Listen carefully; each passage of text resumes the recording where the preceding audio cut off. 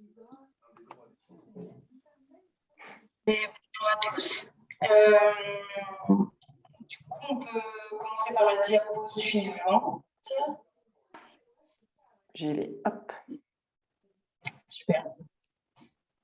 Donc, moi, je me présente, Léa Petrizzelli. Je travaille au Parc national des écrins en tant que chargée de mission. Et je suis avec Clovis Champel, qui est service civique au Parc national des écrins aussi. Du coup, on peut mettre la diapo suivante. Je sais plus si oui. Donc, du coup, cette formation, donc ce webinaire autour du réchauffement climatique est financé par le programme ProBiodiv. Donc, c'est un programme européen dans le cadre du PITEM Biodival qui a pour objectif de promouvoir en fait la biodiversité et les habitats comme facteurs de développement des territoires. Et voilà, s'appuyer sur la biodiversité pour réinvestir la valeur du territoire dans l'économie locale. Donc, en fait, il y a plusieurs axes. Il y a un premier axe, communiquer, sensibiliser sur la biodiversité. Donc, avec des outils qui ont été créés ou qui sont en cours de création, comme des livrets de sensibilisation, des dépliants, des choses comme ça. Un deuxième axe autour de la formation des socioprofessionnels du territoire pour développer, adapter leurs activités dans une meilleure prise en compte de la biodiversité. Donc là, par exemple, vous voyez en photo des photos des différentes formations, de quelques formations qu'on a pu faire avec des socioprofessionnels sur le territoire des écrins cette année. Donc avec un programme de formation assez diversifié autour de la biodiversité. Et puis un troisième axe qui est conduire des actions de marketing territorial autour de la biodiversité, donc pour valoriser et promouvoir des offres écotouristiques sur les territoires, par le biais notamment des marques parcs et des destinations parcs. Voilà. Voilà, donc bonjour à toutes et tous. Donc, merci Léa pour cette introduction effectivement sur un peu le cadre financier de ce webinaire. Donc, moi, je suis Laure Reynaud. Je suis coordinatrice du projet Tourisme durable pour le réseau des parcs naturels régionaux de Provence-Alpes-Côte d'Azur et j'anime également le contrat de filière écotourisme dans le cadre duquel se tient ce webinaire aujourd'hui. Donc, voilà, juste quelques mots pour ceux qui n'ont pas encore entendu parler du contrat de filière écotourisme. Donc, ce contrat de filière, c'est une dynamique qui a été initiée par la région à partir de 2019 avec l'ambition de faire de Provence-Alpes-Côte d'Azur une destination d'écotourisme. Et donc, on mène des actions collectives avec les acteurs du tourisme et de l'écotourisme en région, donc l'ensemble des espaces naturels protégés, le CRT qui travaille sur le volet promotion, les agences de développement des départements, la Fédération régionale des offices de tourisme et la région, évidemment. Donc, l'objectif du contrat, c'est de proposer, de promouvoir des expériences écotouristiques dans les espaces protégés. Et on a plusieurs axes d'action, vous les voyez notés, notamment l'accompagnement des entreprises vers l'excellence touristique, écotouristique et la qualification de l'offre. Et pour vous aider justement à progresser dans vos offres écotouristiques, on propose, en lien avec l'ensemble des espaces protégés engagés, un programme de formation et de rencontres dont font partie ces deux webinaires sur le changement climatique. D'ici la fin de l'année, on vous proposera également un cycle de formation, sans doute sur les économies d'eau, on est en train d'y réfléchir. Et puis, si vous voulez noter dans vos agendas aussi d'ores et déjà, il y aura le deuxième forum de l'écotourisme en région Sud qui se tiendra le 29 novembre prochain. Voilà. Donc, l'objectif, c'est de vous donner de la matière pour vous aider à monter en compétences, à intégrer des pratiques de plus en plus durables dans vos activités pour créer ces offres responsables. Et du coup, simplement, si on peut passer à la slide suivante. Donc, cet écotourisme en région Sud, il est défini à l'échelle des espaces naturels protégés, donc les 9 parcs naturels régionaux, les 4 parcs nationaux, mais également les autres espaces protégés hors parc. Et on s'appuie sur des labels qui sont d'une part les marques parcs, donc Léa a évoqué déjà les marques parcs tout à l'heure, donc il y a la marque Esprit Parc National et la marque Valeur Parc Naturel Régional. Donc, dans leur globalité, ces réseaux de professionnels qui portent ces deux marques, ça représente à l'échelle régionale à peu près 550 entreprises et plus de 900 produits écotouristiques. Et ensuite, on intègre également d'autres labellisations hors parc que sont, vous les voyez, hein, j'ai mis les logos, les labels Hôtel au naturel, Jardin remarquable, Clé verte, Écolabel européen, Écogite et Gîte Panda. Voilà. Du coup, si vous avez besoin d'informations sur cette démarche de filière, contrat de filière écotourisme et des actions qu'on mène, je suis à votre disposition. Je mettrai mon mail dans le chat si besoin. Voilà. Merci à tous et merci d'être présents et je nous souhaite un très bon webinaire. Merci Léa, merci Laure. Du coup, je présente la structure, l'association Environnement et Solidarité, qui est labellisée CPIE, qui se trouve à Briançon dans les Hautes-Alpes. Et donc, nous sommes en charge d'animer ce webinaire. Moi, je suis Célia et il y a Fanny, ma collègue, que vous ne pouvez pas voir, qui a un problème de caméra, mais qui est d'une aide très précieuse puisque c'est elle qui va m'aider sur tous les aspects techniques. Et puis, elle sera bien entendu bienvenue d'intervenir si elle le souhaite, si je fais des oublis. Du coup, je pense que la plupart de vous l'ont fait. Vous êtes renommés et ce qu'on vous demande aussi, c'est aux chargés de mission des parcs et espaces naturels de peut-être indiquer CM devant leur nom. Ça nous servira pour des sessions en atelier et en sous-groupe qu'on va faire plus tard dans la matinée. Voilà, donc j'invite les chargés de mission à indiquer CM au début de leur renommage. Je ne rentre pas plus sur la structure environnement et solidarité. Si vous êtes curieux de savoir nos activités, vous pourrez vous renseigner.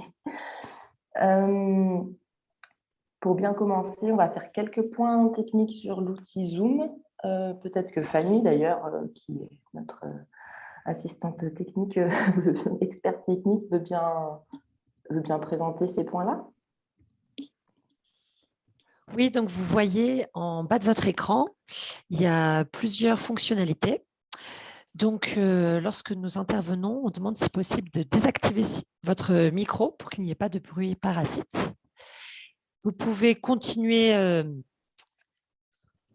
le webinaire avec votre vidéo ou si vous préférez pour garder la bande passante, l'arrêter également. C'est comme vous le préférez. Si vous souhaitez réagir, en fait, c'est en bas. Donc, si vous ne le voyez pas, n'hésitez pas à m'en faire part dans la conversation. Hein. Donc, il y a un onglet qui s'appelle Réaction avec un petit bonhomme et un autre Discussion avec une bulle. Lever la main permet de savoir quelle personne souhaite intervenir.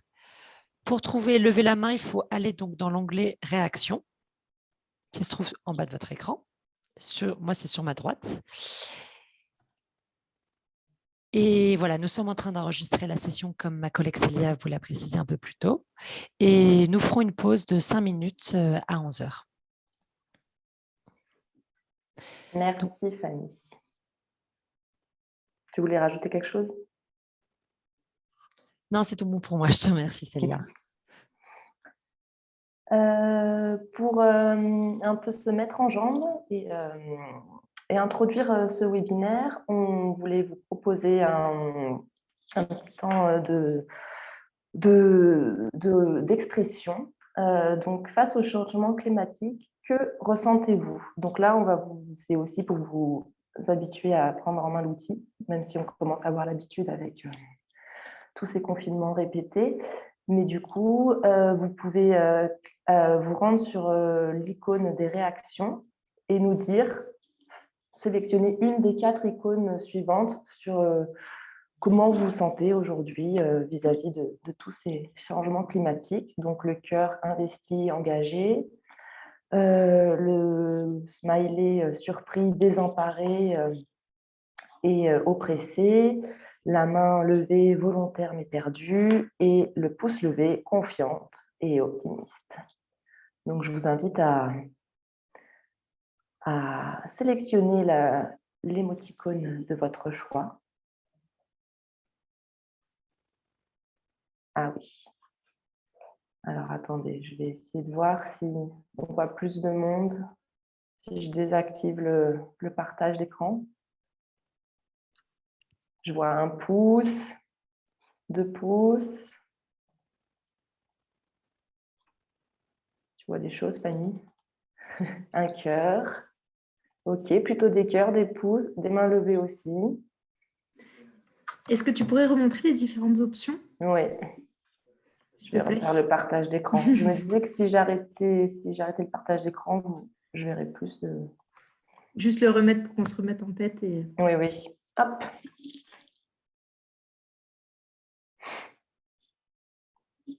Je ne vois pas de désemparés et d'oppressés. C'est un bon signe. Je ne sais pas, on est dans une dynamique plutôt optimiste et en tout cas pas dans la pression et l'angoisse. La solastagie, qu'on appelle ça. Et bien, je vous propose de passer au point suivant. Ah oui, bon, ce que vous voulez faire avant de voir un peu comment vous... qui était là, présent, ce qu'on vous proposait, c'est de faire un petit jeu où vous pouvez... on vous invite en fait à éteindre tous vos caméras. Donc, est-ce que vous pouvez tout le monde éteindre la caméra? Hop. Moi aussi, je vais m'éteindre. Arrêtez la vidéo, donc cliquez sur l'icône « Arrêter la vidéo ». Et on va vous inviter à vous progressivement allumer vos vidéos selon si vous êtes concerné par ce que je vais dire. Donc là, c'est pour connaître un peu notre géolocalisation dans l'espace de la région sud, puisqu'on est des Hautes-Alpes à la mer, des glaciers à la Méditerranée. Donc, j'invite tous les participants des Bouches-du-Rhône à rallumer leur caméra. Alors, peut-être pour qu'on puisse voir l'ensemble des participants, Célia, pourrais-tu désactiver ton partage d'écran? Est-ce que ça change quelque chose? Oui, parce qu'on voit tous les visages. Voilà. Très bien. Enfin, tous les visages, toutes les caméras désactivées ou qui vont s'activer. Je te remercie. Très bien, merci. Ah oui. Alors, Bouches-du-Rhône, vous n'êtes pas très nombreux. Je vois qu'une personne. Le Var, allumez vos caméras.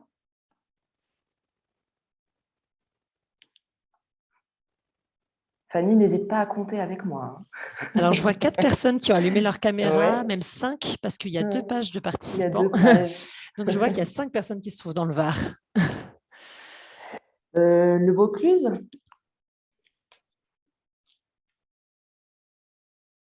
Alors, le Vaucluse, je vois 2, 3, 4 personnes 4 parmi nous. Je vois une personne dans la conversation demander si pas de vidéo, comment fait-on? Eh bien, vous pourrez à ce moment-là répondre directement dans l'onglet discussion quand on appellera votre département. L'objectif est un peu de... Ah bah, vous faites partie du Vaucluse. Parfait.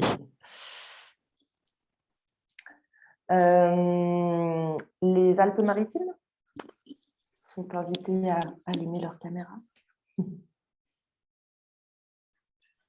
Ah.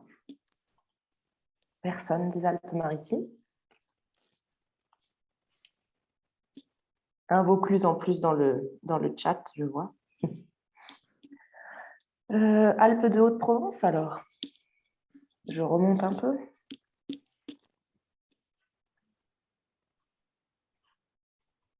Non plus. Ah. Une personne tout de même. Oui, mais je n'ai plus de vidéo, là, je ne vois plus personne. Ah, 2 personnes. Je mets le son. Oui, on vous entend, Christine. Mais oui, mais je ne vois plus personne, tout a disparu, j'ai plus rien. Alors, j'ai que des fenêtres noires. Vous avez tout coupé, j'ai plus rien. Alors, c'est normal, on a coupé le partage d'écran, mais vous devriez quand même voir les vignettes vidéo, peut-être le… Non. Non. Plus rien. Du coup, les Hautes-Alpes. Ah, je vois Célia. Ah, je vois Célia, moi. Eh oui, les Hautes-Alpes. Ah, on est… Oui, mon écran, non, oui. Je suis aussi des Hautes-Alpes, Fanny, d'Environnement et Solidarité, Et collègue de oui. Célia, mais je n'ai pas de caméra. Et est-ce qu'il y a Navré. des personnes d'autres départements hors région sud?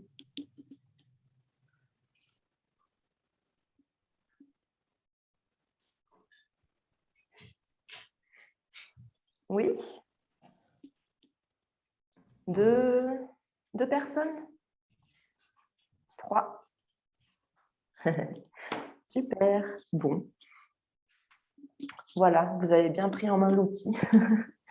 Vous pouvez rallumer vos caméras pour ceux qui ont envie de voir des visages ou de montrer leur visage. Et puis, je vais refaire le partage d'écran pour terminer juste cette petite session introductive sur le portrait des personnes qui s'étaient inscrites via notre formulaire d'inscription.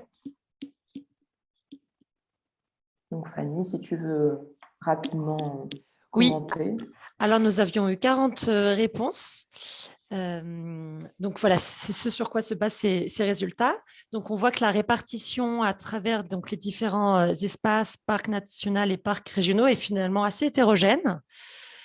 Et par rapport aux activités, donc je vous donne une petite information en fait autre où il y a écrit donc 18 tout en bas.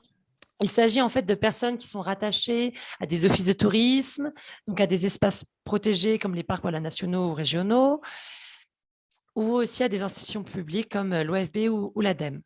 Voilà, on voit qu'on a plusieurs hébergeurs, soit hôtels, campings, villages de vacances, chambres d'hôtes, de la restauration, producteurs.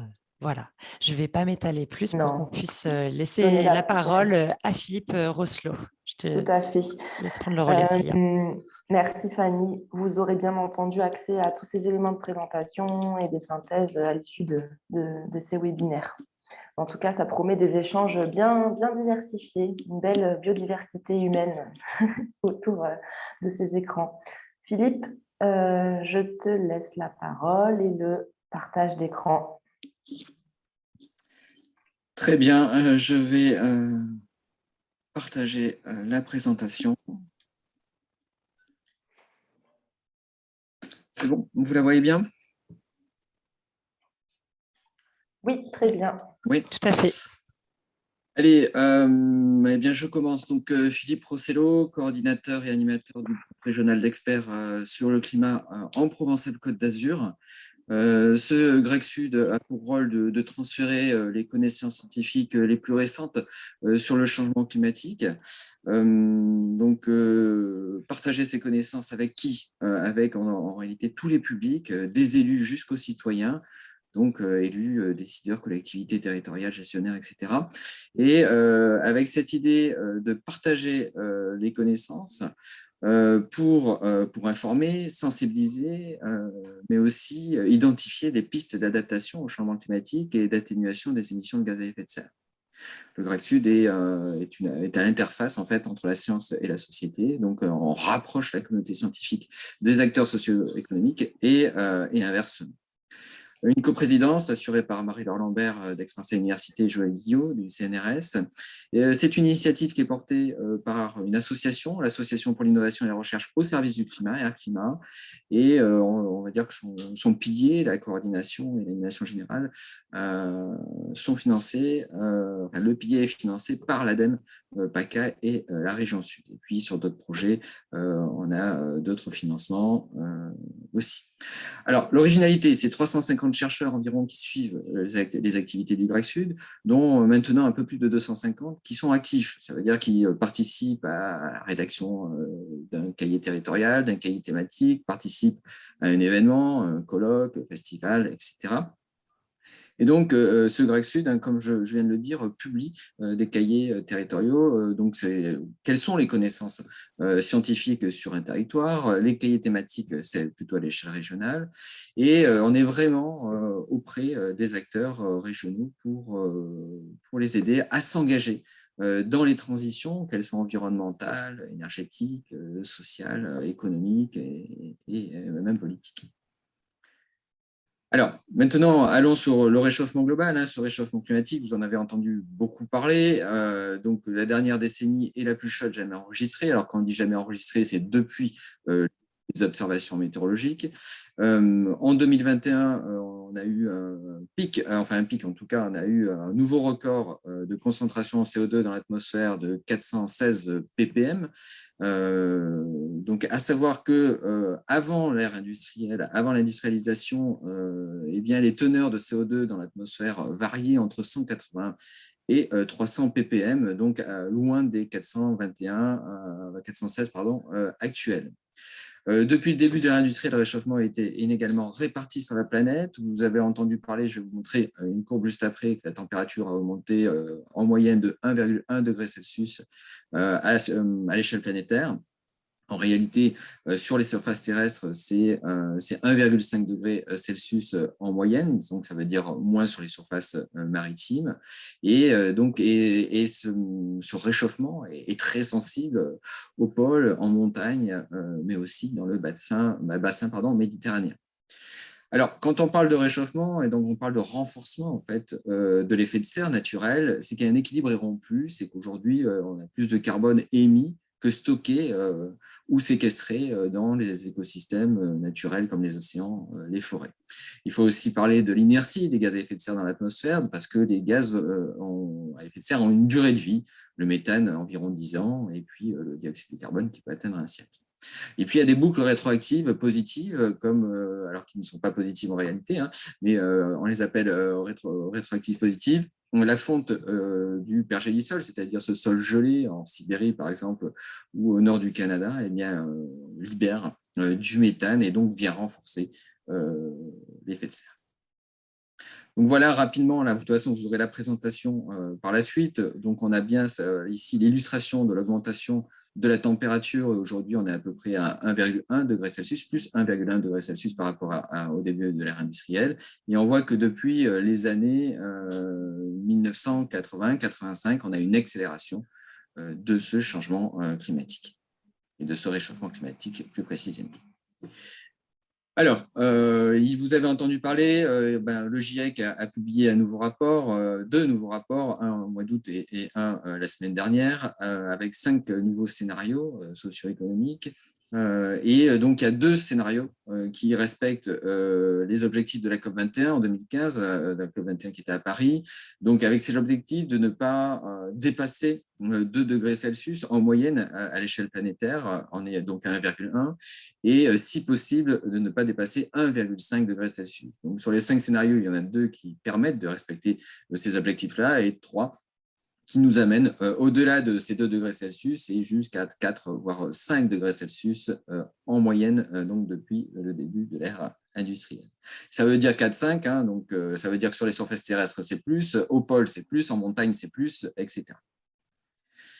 Donc, vous le verrez, ça aussi, c'est un petit dessin. Si on veut respecter l'objectif, enfin, si on ne veut pas dépasser les 1,5 degrés Celsius, on peut, à l'échelle mondiale, encore rejeter 500 gigatonnes de gaz à effet de serre et 850, alors pour 1,5 et 850 gigatonnes pour 2 degrés Celsius.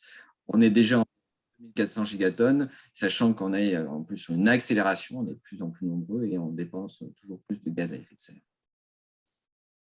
Sauf si on met des actions en place, bien sûr. Donc, les messages importants du dernier rapport du GIEC, c'est aujourd'hui, on a des concentrations de CO2 qui sont très élevées dans l'atmosphère. Ce n'est pas des concentrations pareilles, c'est pas arrivé depuis plus de 2 millions d'années. L'élévation du niveau de la mer est très rapide. La banquise est à assez bas niveau et les glaciers reculent, que ce soit en montagne ou au pôle. Alors, je ne vais pas tout lire, mais vous verrez aussi, mais quelques points quand même. Donc, la réalité du changement climatique dépasse les prévisions du GIEC. Ça veut dire que les précédents rapports du GIEC qui mettaient à disposition des projections climatiques et puis en fait étaient en deçà de la réalité, parce que plus le temps passe, plus on peut vérifier, valider ces projections. Les activités humaines sont à l'origine du changement climatique. Il sera impossible de limiter le réchauffement à 1,5 degré Celsius si on ne met pas en place des mesures drastiques de réduction d'émissions de gaz à effet de serre. Et si ces mesures sont mises en place, eh bien, on pourra déjà, comment dire, les réductions pourraient se faire sentir d'ici une vingtaine d'années. À savoir, un aspect réglementaire quand même, qui concerne tous les territoires. En France, pour l'instant, on doit réduire de 40% les émissions de gaz à effet de serre d'ici 2030 par rapport à 1990, si on s'aligne sur les objectifs européens, moins 55%, et on doit atteindre la neutralité carbone en 2050. 2030, c'est dans 8 ans, donc ça arrive, c'est demain, et 2050, c'est dans pas si longtemps non plus. À retenir aussi que certains changements du système climatique sont d'ores et déjà irréversibles, quelles que soient les trajectoires climatiques, comme l'élévation du niveau des océans, par exemple, ou la fonte de la calotte glaciaire du Groenland. À savoir donc les événements climatiques extrêmes, que ce soit les fortes chaleurs, les plus intenses, eh bien, ces événements seront plus fréquents, plus intenses. La sécheresse va augmenter dans certaines régions. Les conditions favorables à l'éclosion des feux vont se multiplier. Donc, ces feux seront plus fréquents avec des risques de méga-feux. Et puis, il y a l'eau de mer qui se réchauffe, qui s'acidifie et on note aussi une perte d'oxygène avec des conséquences, bien sûr, sur les écosystèmes.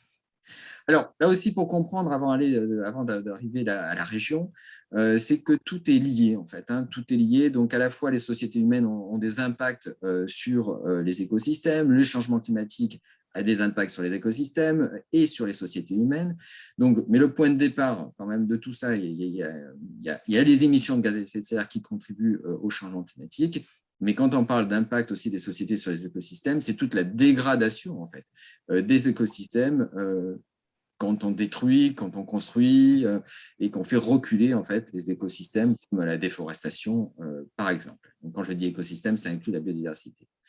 Donc tout est lié. Alors il y a des phases d'adaptation, d'atténuation. Par exemple, les sociétés humaines qui vont s'adapter au changement climatique, qui vont atténuer aussi les émissions de gaz à effet de serre. Mais il y a aussi les écosystèmes qui vont contribuer à limiter, en fait, à atténuer les effets du changement climatique en stockant du carbone, par exemple, dans les zones humides, dans les forêts, dans les océans.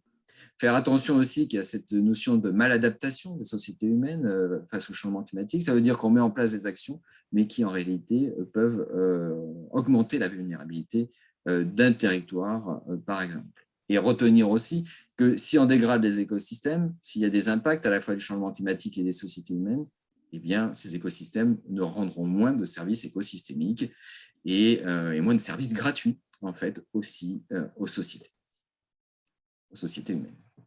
Alors, les effets du changement climatique, c'est à la fois des changements progressifs et des extrêmes climatiques. Dans les changements progressifs, c'est la hausse progressive de la température, c'est la modification des phases de développement des végétaux, par exemple, c'est l'introduction d'espèces invasives. Et dans les extrêmes climatiques, c'est plutôt les vagues de chaleur, les canicules, les sécheresses extrêmes, les épisodes méditerranéens avec ses plus intenses, ou encore les incendies extrêmes. Et tout cela va avoir des conséquences, a déjà des conséquences économiques et sociales, à la fois sur les infrastructures, les ressources et la santé.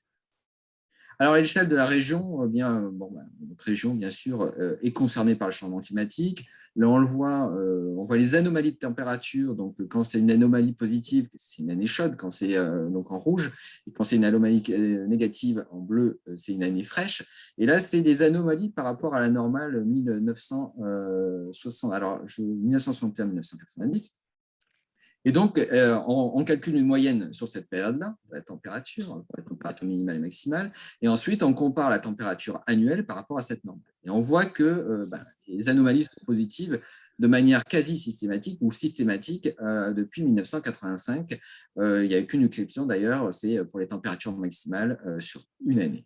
Donc, on est clairement sur un réchauffement climatique dans notre région, avec en moyenne, en pleine, 1,6 à 1,7 degrés Celsius.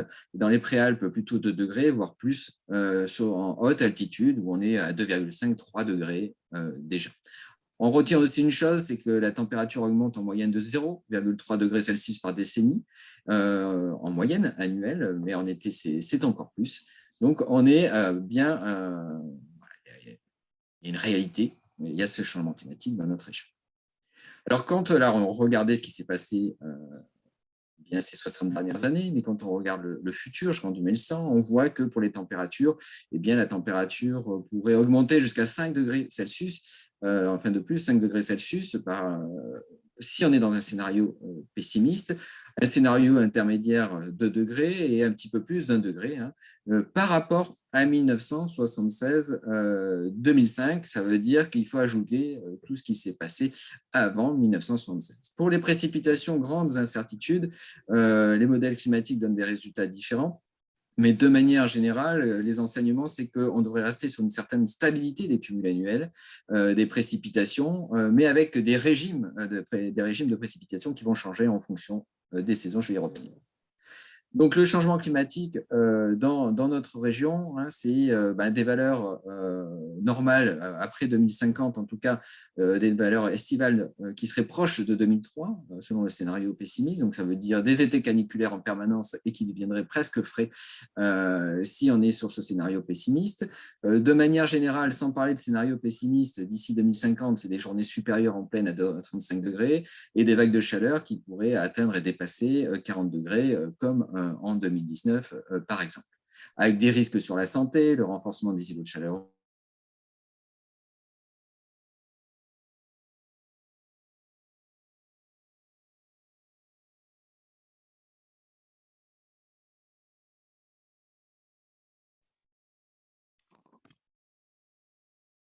Philippe, on ne t'entend plus. Célia, est-ce que tu entends Philippe ? De l'accro ou encore de la presqu'île de Gien sont très concernés par l'élévation du niveau de la mer, d'autant plus si on arrive à 80 cm ou plus. Là, la communauté scientifique est en train de plutôt s'entendre sur, en cas de scénario pessimiste, c'est plutôt 1 mètre d'après les derniers résultats scientifiques.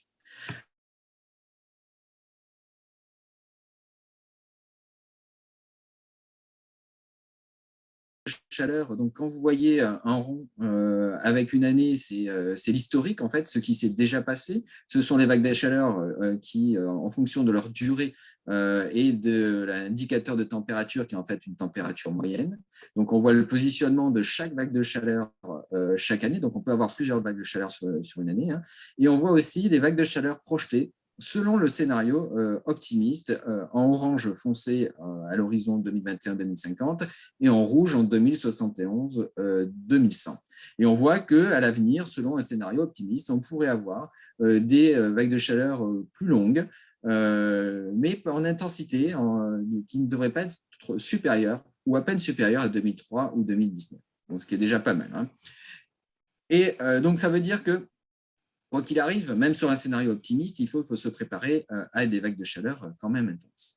Par contre, si on est sur un scénario pessimiste, là, on voit que les vagues de chaleur vont être extrêmement longues, vont durer 75, 80, 85 jours par an, donc sur 365 jours, et avec des températures moyennes entre le jour et la nuit, donc de 33, voire davantage, 33 degrés Celsius, voire davantage. Donc là, on change de dimension et c'est vraiment le scénario qu'il ne faut pas suivre, tout simplement. Alors, vous verrez, il y aura des cartes pour illustrer le changement climatique. Ici, c'est la température minimale moyenne de l'air dans le Grand Briançonnais en hiver. Donc ici, période récente, enfin on va dire passé récent, et puis là c'est le futur, c'est en 2045, scénario pessimiste, mais en fait là on a des résultats à peu près similaires pour tous les scénarios, sachant que les scénarios socio-économiques divergent surtout à partir de 2040-2045. Élévation au niveau de la mer, j'en parlais tout à l'heure. Il faut voir une chose, c'est qu'on se projette souvent jusqu'à la fin du siècle avec 40 cm ou 80 cm d'élévation au niveau de la mer, mais les modèles tournent jusqu'à des périodes beaucoup plus lointaines et on voit que quoi qu'il arrive, même dans des scénarios optimistes, eh bien, l'élévation du niveau de la mer se poursuivra. Donc, il faut que les villes, par exemple, qui sont en bord de mer, ou les écosystèmes qui sont en bord de mer, on doit réfléchir à leur avenir dès à présent. Pour les précipitations, je le disais tout à l'heure, grande incertitude, mais quand même, on irait vers une diminution annuelle de 10 à 20% sur le long terme, avec un maintien ou une hausse du cumul des précipitations en hiver et une baisse des précipitations en été. Ça veut dire des étés plus longs, plus chauds, plus sec. Donc, on irait vers des augmentations des sécheresses estivales en durée et en intensité, et puis une diminution nette du manteau neigeux en dessous de 1800 mètres d'altitude dans les Alpes du Sud. Pareil, vous pourrez prendre le temps de regarder les cartes. Ici, on a des cartes, ici c'est le PNR du Verdon, avec les précipitations aujourd'hui et les précipitations en 2055 ici, on voit qu'il y a une baisse de ces précipitations, une légère baisse des précipitations. Alors, évolution des précipitations, pour quelle évolution de la ressource en eau? Eh bien, dans notre région, on aurait jusqu'à 30% de réduction des débits moyens annuels des cours d'eau, mais avec des disparités régionales. Hein. Vous voyez, par exemple, dans les Alpes-Maritimes, on est plutôt autour de 10%. Donc, on irait quand même vers une augmentation en durée et en intensité des étiages estivaux, une diminution significative des débits au mois de mai et juin, et des mois de mars et surtout avril également concernés selon les bassins versants. Plus extrême, donc depuis 50 ans, on note que l'intensité des épisodes méditerranéens est en hausse d'environ 22%. On note aussi un doublement de la fréquence des événements dépassant un seuil de 200 mm de pluie par jour, c'est-à-dire 200 litres par mètre carré. On note aussi une augmentation des surfaces touchées et la probabilité de crue centennale a doublé en raison de l'augmentation de la température. Ça veut dire que les périodes de retour, de crues centennales, décennales, ne voudront plus rien dire ces prochaines années. Il faudra réviser ces périodes de retour. Bon, ça, je ne reviens pas dessus. Hein. Donc, j'ai parlé de l'augmentation de la température, des événements climatiques extrêmes, de la diminution de manteau neigeux, de la modification des débits du cours d'eau, mais c'est aussi l'évolution des paysages. Donc, quand vous avez un changement climatique, ce changement climatique va avoir des conséquences sur les paysages, disparition des glaciers, mais c'est aussi le dépérissement de certaines espèces forestières qui seront à terme remplacées par d'autres.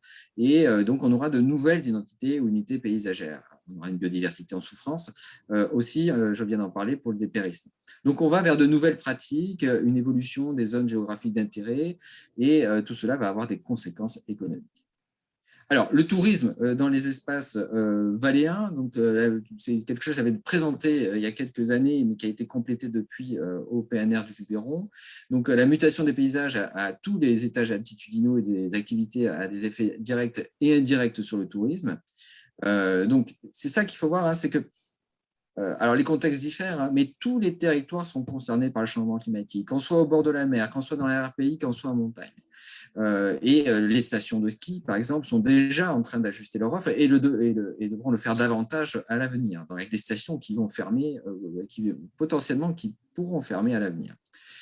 Donc, le tourisme participe activement au système de développement local qui met en jeu l'ensemble des acteurs territoriaux. Quand on traite du tourisme, en fait, eh bien, on traite de toutes les composantes du territoire. Et donc, penser le tourisme de demain revient à repenser l'organisation sociale, économique, environnementale et politique des territoires à travers une imbrication d'échelle. Et quand je disais que tout est lié, tout à l'heure pour les écosystèmes, pour le changement climatique, les écosystèmes et les sociétés humaines, ben on peut le dire hein, pour le tourisme où on parle de transport, d'énergie, d'aménagement, d'urbanisme, d'habitat, d'économie, de biodiversité. Alors là, ici, il y avait une étude qui a été menée récemment sur l'avenir des stations de ski dans les Alpes et dans les Pyrénées, d'ailleurs qui s'est étendue pour la suite à travers une autre étude, et qui regardait quelle était la fiabilité de l'enneigement à l'avenir dans ces stations, alors à la fois enneigement naturel, mais aussi artificiel. Et là, vous verrez, vous prendrez le temps de regarder, mais quand on regarde l'avenir des stations, l'avenir plutôt de l'enneigement, eh bien, dans des cas de scénario pessimiste, dans les Alpes du Sud, eh bien, les stations auront beaucoup de mal à résister. Le scénario pessimiste, en fait, il y aurait que 4 stations qui résisteraient, les autres fermeraient. Et puis, dans les scénarios intermédiaires, mais voire optimistes, des stations souffriront, on devra skier plus haut, les remontées mécaniques disparaîtront en bas des domaines pour diversifier les activités.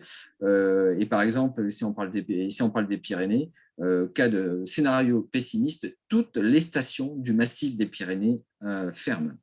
Alors, dans les Alpes, il y a les Alpes du Nord qui sont un peu plus protégées, mais quand même concernées.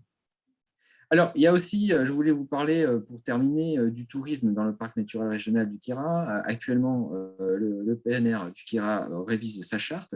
Et donc, il y a un diagnostic énergie-climat qui a été réalisé. Il y a un travail qui est mené avec le GREC Sud pour réviser cette charte. C'est un travail collaboratif. Et donc, pour le tourisme, dans ce contexte de changement climatique, il a été identifié des menaces.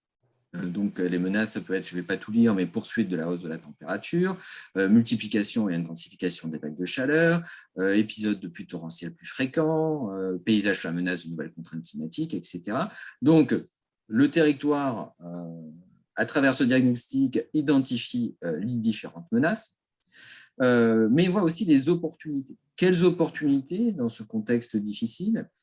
Donc, alors là, ce sont des orientations générales qui sont déclinées en sous-orientation en réalité. Donc, on peut parler de développement des ailes de saison avec ce tourisme de 4 saisons, privilégier une approche systémique, toujours, cette approche systémique, en partenariat avec les acteurs locaux, donc en participant aux efforts locaux en matière de sobriété énergétique, de maîtrise des consommations d'énergie, de développement des ANR par exemple. Là aussi, je ne vais pas tout lire, c'est repenser le développement local en diminuant le poids du tourisme aussi et en attirant une population permanente, et puis intégrer à la gouvernance territoriale des acteurs du tourisme, les habitants, les touristes et les scientifiques. Il y a de nombreux points et la liste n'est pas exhaustive, mais donc l'idée pour le territoire, c'est bien d'identifier les menaces, les opportunités. Et finalement aussi, on arrive à des recommandations qui là aussi sont très générales et qui sont déclinées dans le document. Mais donc, on va vers une conservation de la culture touristique spécifique du Queyras et de ses atouts.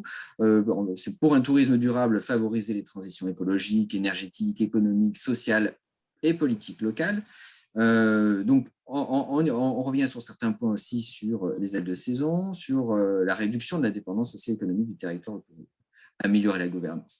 Donc, tout ça pour dire que quand vous êtes confronté au changement climatique, donc vous pouvez identifier les menaces liées à ce changement, au changement global, c'est-à-dire à la dégradation des écosystèmes, mais aussi du changement climatique, ça va ensemble. Et donc, quelles sont les opportunités pour vous? Quelles sont les contraintes, bien sûr, contraintes, menaces et quelles opportunités? Et quelles recommandations et quelles actions finalement mener pour que vos activités deviennent plus résilientes face à ce changement climatique. Alors, il y a des orientations générales pour la mise en œuvre des solutions, encourager les approches collaboratives partenariales, multiplier les échanges d'expériences et valoriser l'exemplarité, je ne vais pas tout lire, penser à la convergence des problématiques et valoriser les co-bénéfices, ça c'est important. Donc, co-bénéfice, c'est un bénéfice à la fois pour le climat, la biodiversité, le volet social, la santé, la gouvernance, privilégier aussi les solutions fondées sur la nature. Donc, tout ça sont des orientations générales. Et donc ça, j'y reviens pas, ça a été dit, c'est pour résumer un petit peu les impacts du changement climatique sur les écosystèmes naturels et socio-économiques. Je passe directement à la dernière ligne pour insister, et je l'ai déjà mentionné il y a 2 minutes. Alors, retenez une chose, il y a bien ce changement climatique qui fait peser des menaces sur vos territoires, sur les écosystèmes naturels et socio-économiques, mais en parallèle, nous avons bien cette pression des activités humaines qui dégradent les écosystèmes, qui aménagent le territoire parfois de manière aberrante, et donc jusqu'à présent, c'est plutôt cette pression des activités humaines qui dégradait les écosystèmes, et maintenant vient se surimposer le changement climatique, et peut-être que dans quelques années, le changement climatique sera devant même ces pressions humaines. Donc, en conclusion, ici, donc un système profondément bouleversé, la numérotation est mauvaise, des enjeux majeurs à prendre en compte dès aujourd'hui à l'échelle globale et locale, une inévitable mise en place de stratégies d'adaptation et d'atténuation. Vous allez aller vers une évolution des activités de loisirs, nous allons tous aller vers une évolution des activités de loisirs et de tourisme, une nécessité de décloisonner les communautés en renforçant le dialogue. Et les transitions passent par la sensibilisation, la formation, l'accompagnement des professionnels et bien sûr l'action de tous. Voilà, j'ai terminé cette présentation. Un grand merci Philippe. Est-ce qu'il y a des questions des participants? Alors soit vous prenez la parole, soit vous écrivez dans le chat. Vous aurez bien entendu le support de M. Rosselot.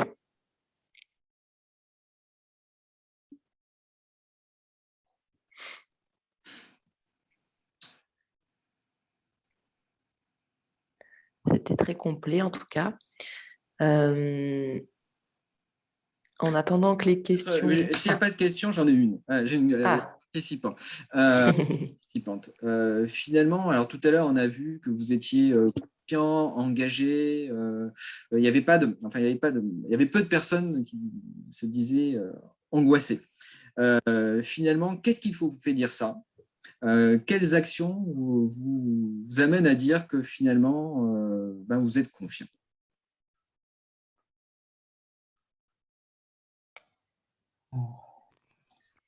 Est-ce qu'il faut tout faire? J'ai une question. Est-ce qu'il faut tout faire par écrit dans la discussion ou est-ce qu'on peut parler?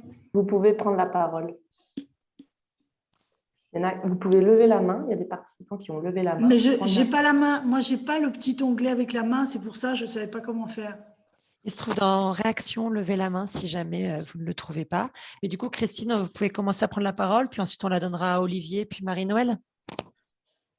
D'accord. Alors, moi, je voulais juste dire que tout à l'heure, dans votre petit sondage là, avec les petits logos, les petits onglets où il fallait dire un petit peu ce qu'on ressentait par rapport à ce changement climatique, en fait, moi, je ne m'y retrouvais pas tout à fait dans les 4 propositions qu'il y avait parce que je ne peux pas dire qu'il n'y ait pas d'angoisse. Je ne peux pas dire que nous n'allons pas dans le mur si un certain nombre de choses ne sont pas entreprises en urgence. Mais en même temps, je suis quelqu'un de positif, de confiant, d'optimiste par nature et j'œuvre à titre personnel depuis une 40aine d'années déjà. Je ne suis pas dans votre prime jeunesse, à un bon nombre d'entre vous. Mais donc, c'est pour ça que je ne m'y retrouvais pas parce qu'il y a quand même de l'angoisse. Parce que tout ce qui vient d'être exposé, qu'on sait plus ou moins par M. Rosselot, bien sûr, on n'a jamais les détails exacts de tout ça en tête, mais globalement, on connaît la situation de notre planète. Et moi, ce qui me peine, c'est que dans tout ce qui est annoncé, il n'est jamais dit que toutes ces augmentations, elles sont dues aussi, elles sont inévitablement dues aussi à l'augmentation démographique de notre planète.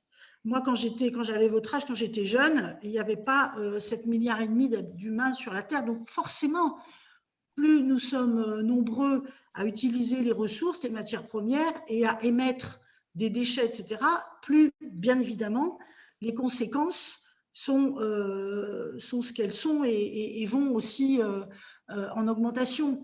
Donc, j'aimerais que, si M. Rosselot pouvait nous dire, mais s'il le sait lui-même, je ne sais pas, mais si ces augmentations à la fois de température, de fonte, etc., et de la fonte du permafrost, qui est une des plus graves conséquences après, est-ce qu'il sait si, même s'il n'y avait pas cette augmentation démographique, est-ce que de toute façon, notre planète irait inévitablement vers ce réchauffement-là, ou est-ce que c'est uniquement lié aux conséquences humaines? Merci. Alors, pour répondre à la question, oui, c'est vrai, il y a cette question démographique. Naturellement, nous sommes très nombreux, la population a augmenté très rapidement ces dernières décennies. Mais, si vous voulez, alors, d'abord, aujourd'hui, le changement climatique est dû à nos activités, aux activités humaines. Et uniquement aux activités humaines, et en tout cas très, très majoritairement. Mais c'est surtout dû en fait à nos pratiques, à l'utilisation des ressources fossiles, à cette combustion, au transport que l'on utilise, etc. On pourrait être 7, 8, 9, 10 milliards, alors on est déjà plus, on est presque 8 milliards, mais en 2050, on devrait être une dizaine de milliards. Donc, on va vers une augmentation. Mais si on changeait nos pratiques, si on s'appuyait sur les énergies renouvelables, si on changeait nos moyens de transport, etc., nous pourrions émettre peu de gaz à effet de serre. Et donc, ça veut dire qu'on arriverait à contenir ce réchauffement climatique en changeant nos pratiques. Par contre, si on continue, si l'augmentation de la population continue, et si on continue à émettre des gaz à effet de serre aujourd'hui en utilisant le pétrole, le charbon, le gaz, etc., là, oui, je vais reprendre votre expression, on va droit dans le mur. Mais en tout cas, bon, moi, c'est mon discours à travers le Grec Sud, mais aussi à titre personnel. Je pense que nous sommes très nombreux, c'est vrai. Est-ce qu'on est trop nombreux? La question peut se poser, mais c'est surtout, la question n'est pas de se dire on est trop nombreux, c'est la catastrophe, il faut arrêter. C'est de changer nos pratiques. Et ça, c'est extrêmement important, et de changer nos pratiques aussi en étant moins gourmands. On ne peut pas être sur nos modes de production actuels, nos modes de consommation.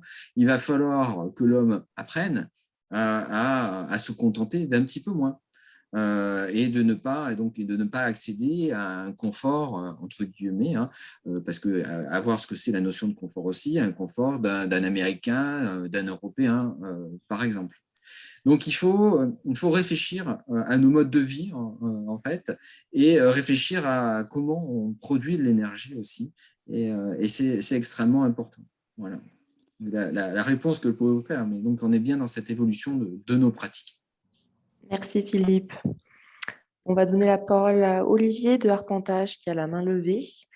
Et si c'est possible d'être concis pour qu'on puisse prendre un maximum de questions. Oui, moi je vais être très concis. C'était simplement, je joins d'abord mon propos à celui de la collègue précédente, c'est-à-dire que moi je suis loin d'être optimiste, mais je fais le choix aussi de vouloir l'optimisme quand même, parce que le changement climatique, comme il a lieu, on ne peut pas y faire grand-chose.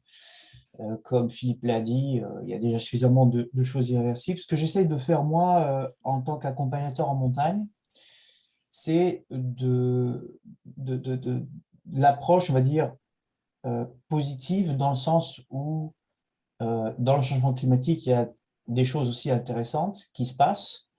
Par exemple, le terrain de jeu en montagne, forcément, il change, mais il y a des aspects qui sont aussi nouveaux et pas forcément négatifs. Même en montagne, il y a de nouvelles voies qui s'ouvrent parce qu'elles n'étaient pas praticables avant et maintenant elles le sont. Quand on parle aussi à d'anciens guides de montagne, c'est intéressant de voir qu'eux, ils ont plutôt l'idée de dire la montagne, elle change tout le temps, donc c'est à nous de nous adapter de toute façon. Et si on doit faire plus d'alpinisme rocheux et moins glaciaire, on va faire de l'alpinisme rocheux. Et c'est bien aussi, d'essayer de voir aussi comment vivre dans un monde nouveau en quelque sorte, plutôt que de tout le temps faire le listing de ce qu'on a perdu à cause du réchauffement. Bon. Et encore une fois, moi aussi, je déplore la fonte des glaciers. On est d'accord, je préfère voir des paysages enneigés et plus de biodiversité, mais bon,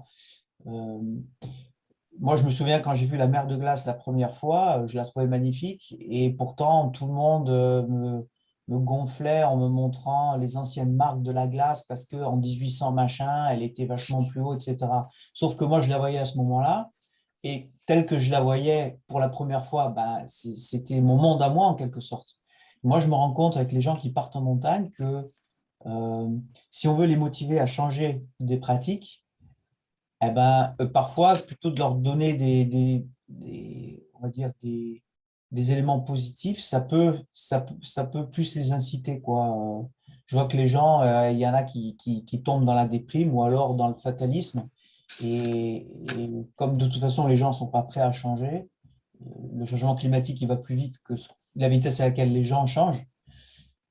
J'essaie de faire une approche à ce niveau-là, c'est un petit niveau, et puis je ne peux pas encore vous dire que ça marche, mais on va dire que c'est l'approche que j'essaie de faire en tant qu'accompagnateur. Merci Olivier.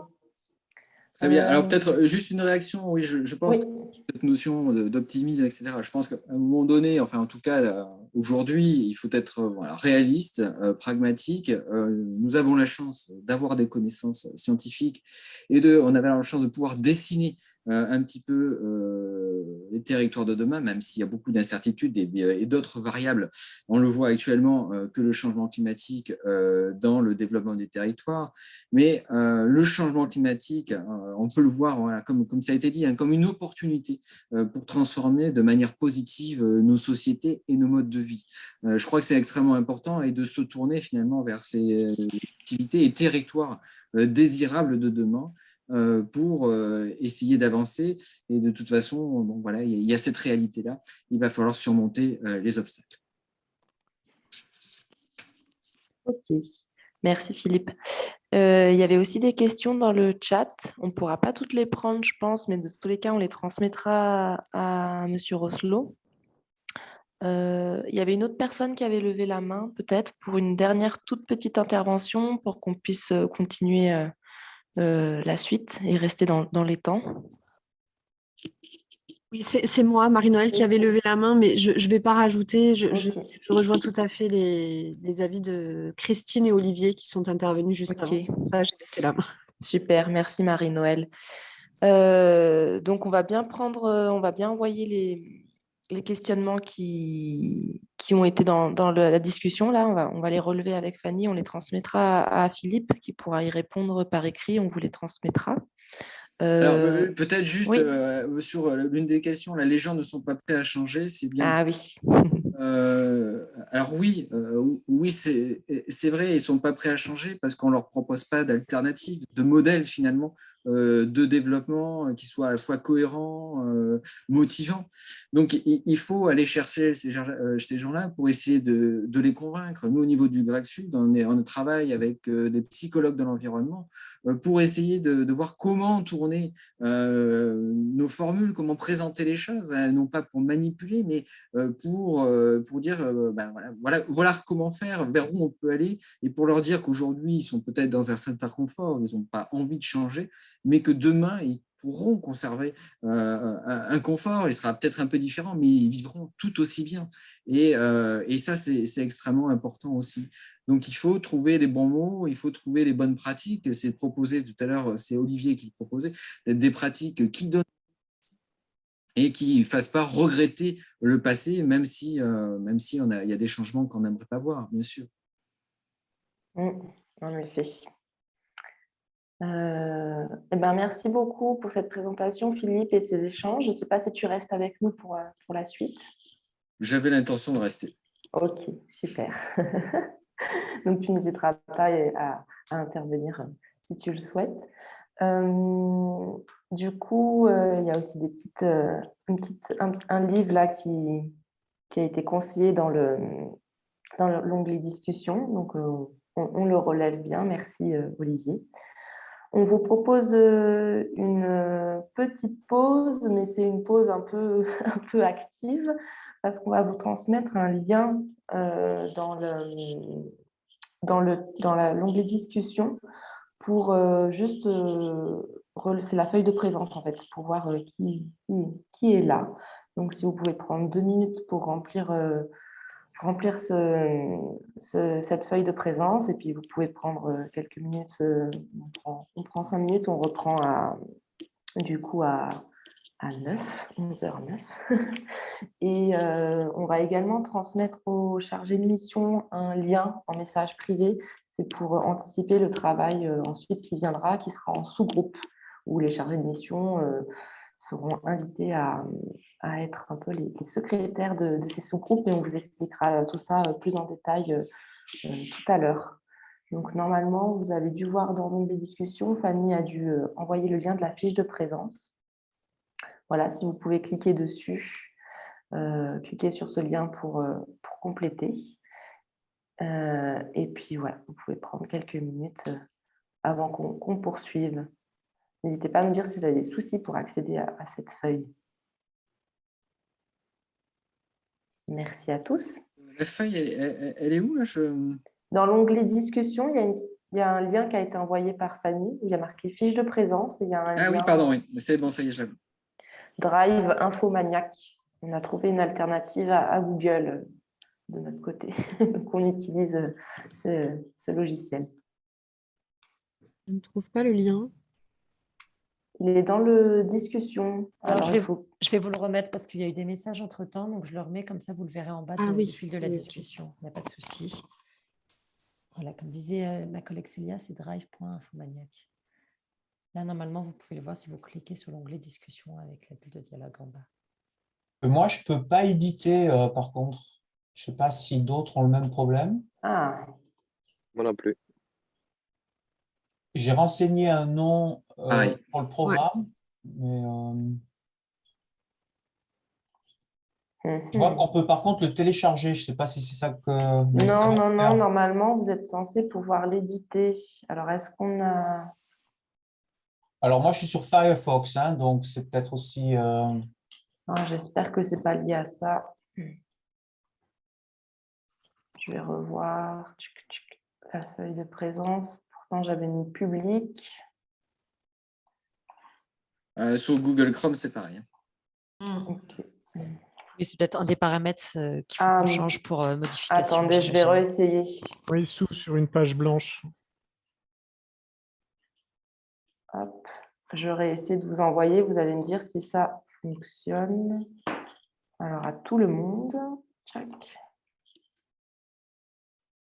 Normalement, là, ça devrait être bon.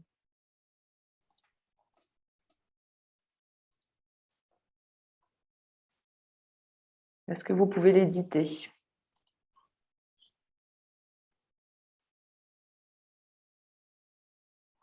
Ça marche. Ah, merci. Ouais, pareil, ouais. Navré. Alors, c'est un logiciel qu'on a mis en place tout récemment. Du coup, on n'est pas forcément, je ne suis pas encore bien à l'aise avec toutes les fonctionnalités.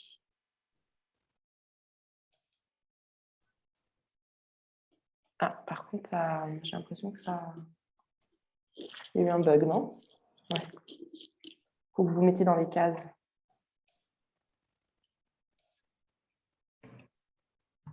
N'hésitez pas à descendre pour laisser les gens s'inscrire. Comme tout le monde s'inscrit en même temps.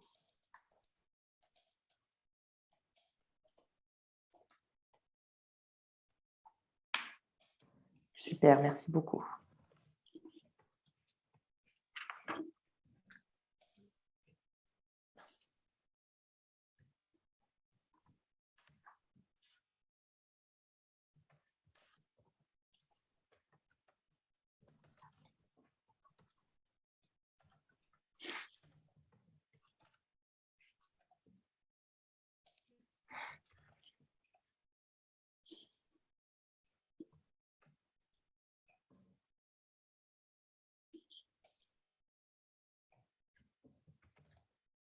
Du coup, les gens qui disent oui pour le partage des données, est-ce qu'on pourra récupérer cette liste comme ça, ça permet de, après coup, reprendre contact les uns avec les autres?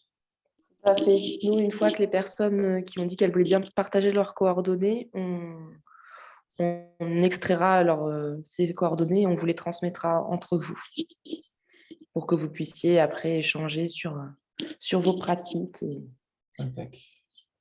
collaborer ensemble. Mais c'est prévu, en effet.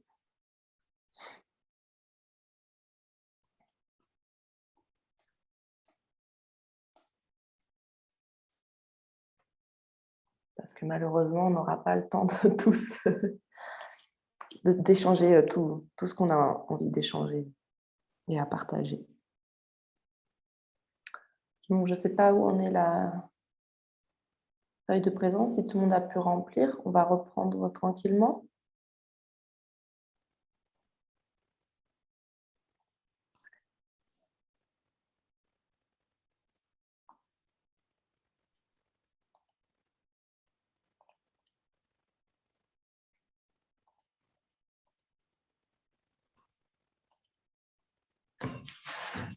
Alors, quand vous revenez, je vous invite à rallumer votre vidéo, comme ça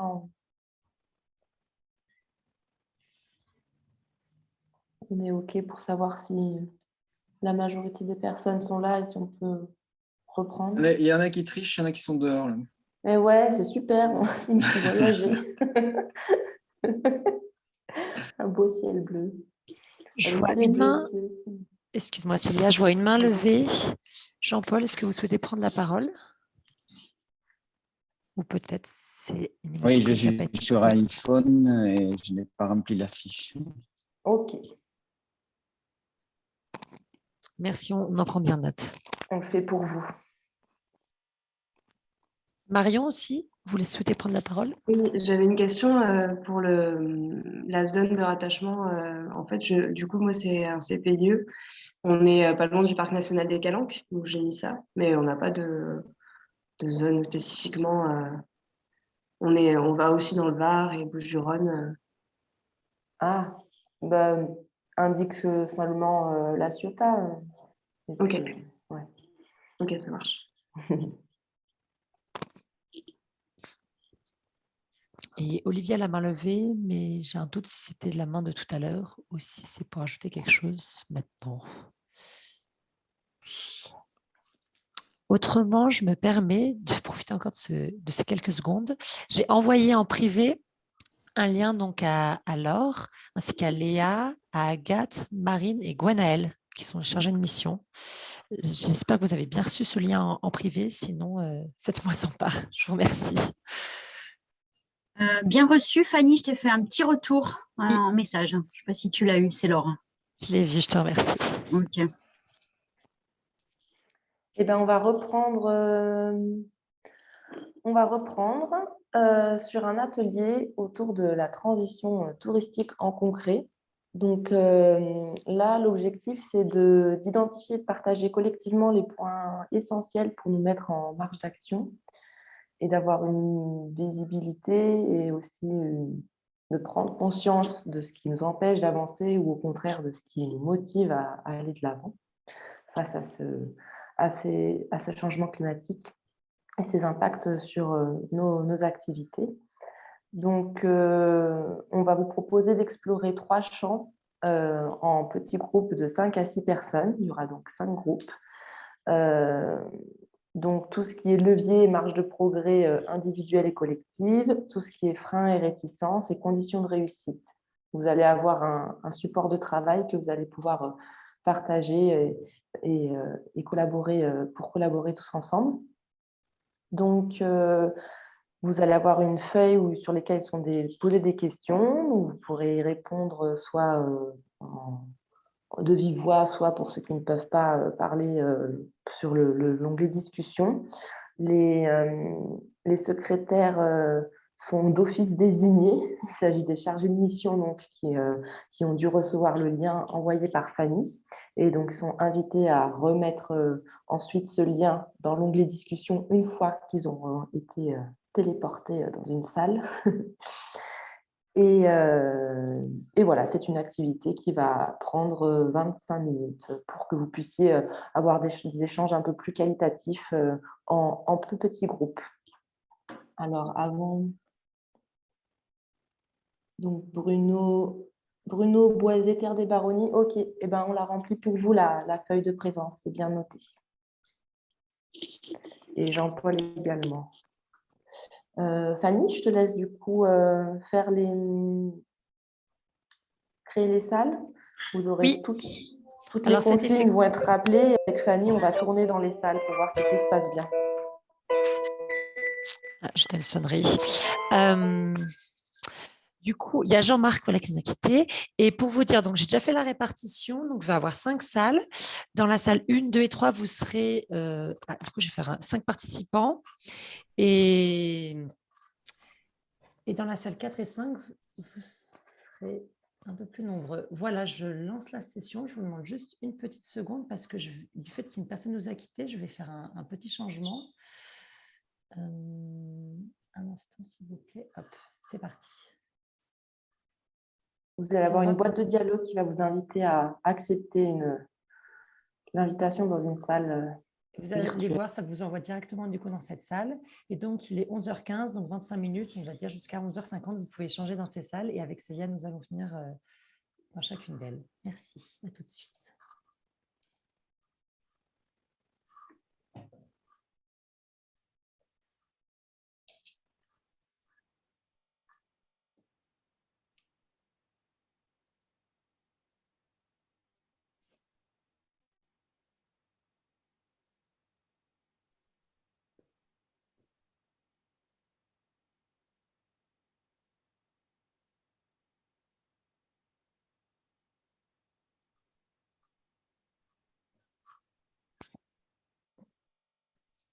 Alors, je vois qu'il y a encore quelques personnes ici présentes. Est-ce que vous avez bien cette boîte de dialogue qui s'est ouverte? Est-ce que vous avez pu accepter pour entrer dans la salle sous-groupe?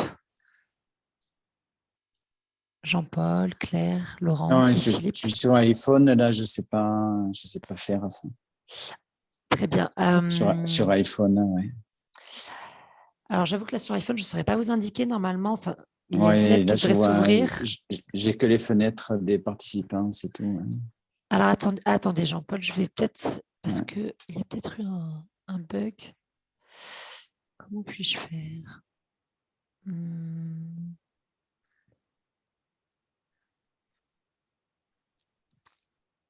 J'essaie de trouver une solution. Laurence, est-ce que vous avez vu ce message? Je n'ai pas de Alors, vidéoconférence.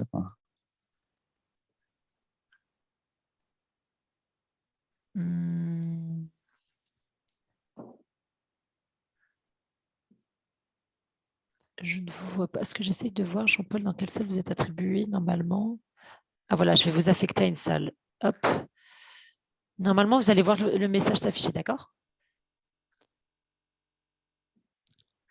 Rejoindre la salle, ok.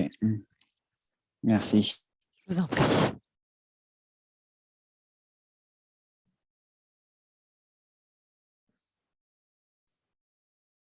Laurence, est-ce que vous avez besoin d'aide?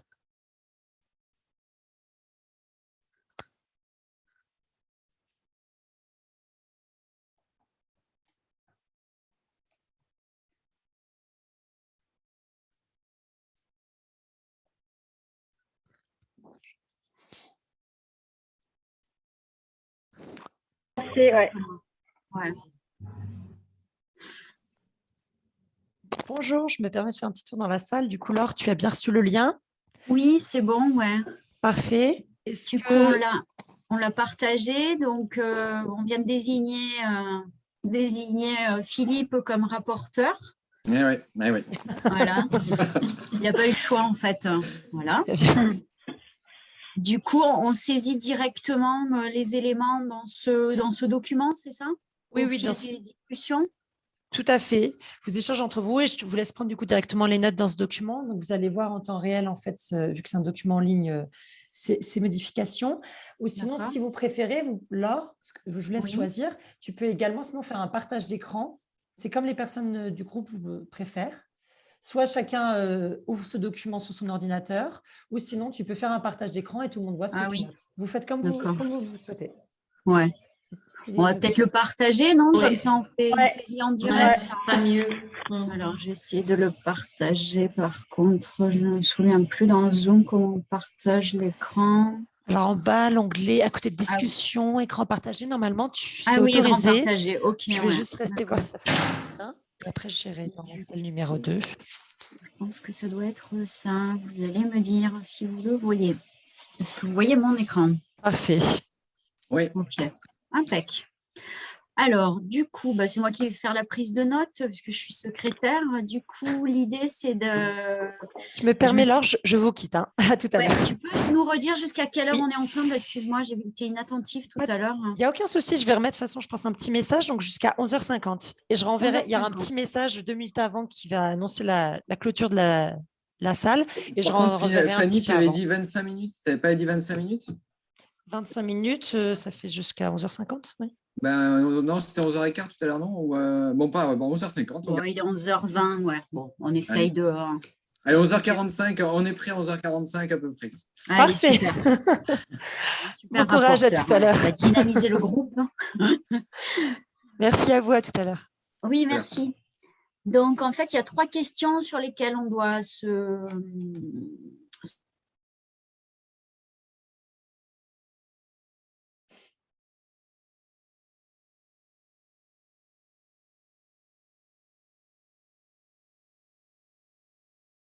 Avec Clovis de notre côté. Ah, Fanny, super. Fanny est là pour nous aiguiller. Oui, navré, j'étais avec le premier groupe. Alors, tu as bien reçu le lien, Léa?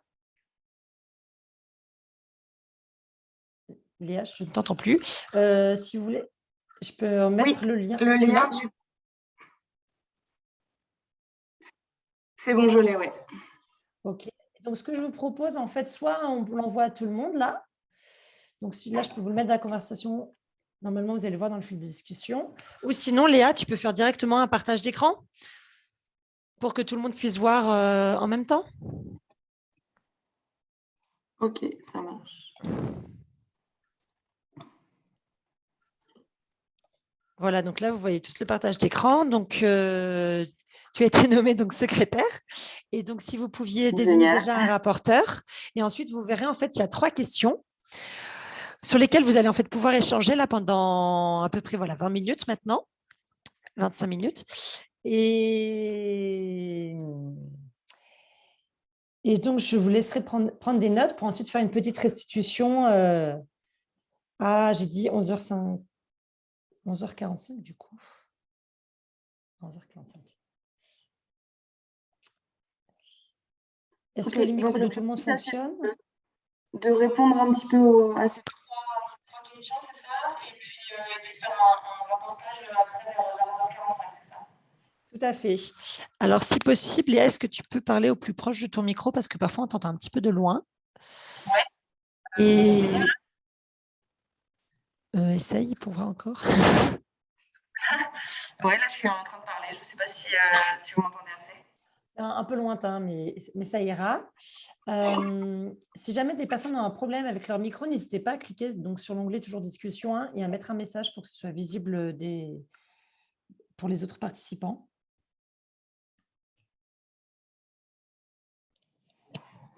Et donc, est-ce qu'il y a une personne qui pourrait être rapporteur et donc faire un petit résumé je vois qu'il y a Jean-Paul qui nous rejoint.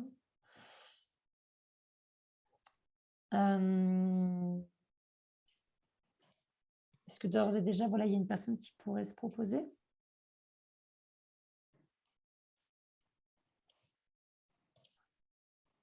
Moi, je peux être rapporteur. Parfait. Alors, la personne qui a parlé, je suis navrée, ça ne s'est pas affiché le nom. Oui, je te propose d'être rapporteur si jamais.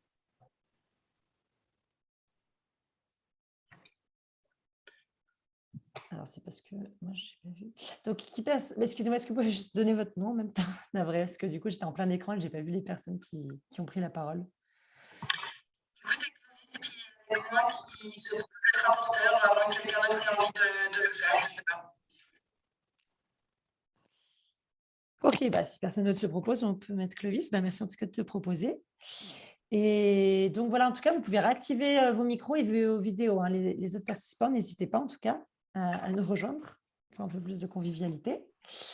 Et donc voilà, je vais vous laisser réfléchir parce qu'il faut que je tourne dans les autres groupes.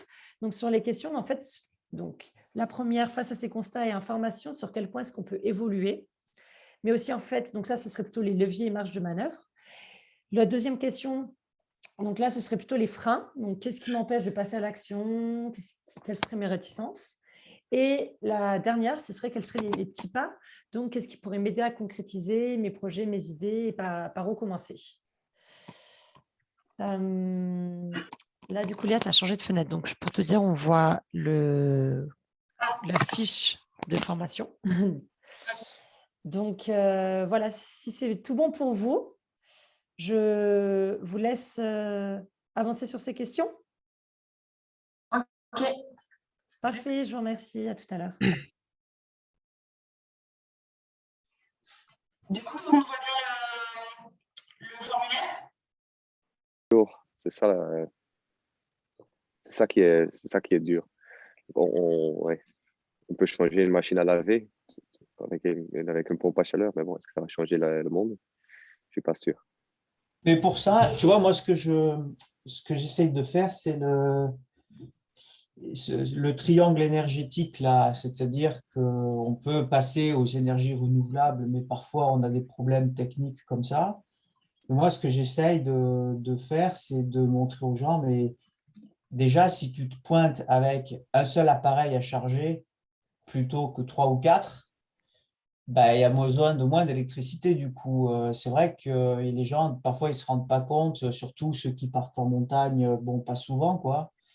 Donc, ils ont le GPS, ils ont la GoPro, il y en a même qui apportent un iPad, et ils ont 3 ou 4 trucs à charger quand ils arrivent dans un refuge. Donc évidemment, ils se font bouler parce que si tout le monde s'amuse comme ça, voilà. Mais on voit qu'il y a un peu une pression citadine aussi de l'utilisation de ressources d'une façon générale, énergétique, mais aussi pour d'autres trucs, quoi.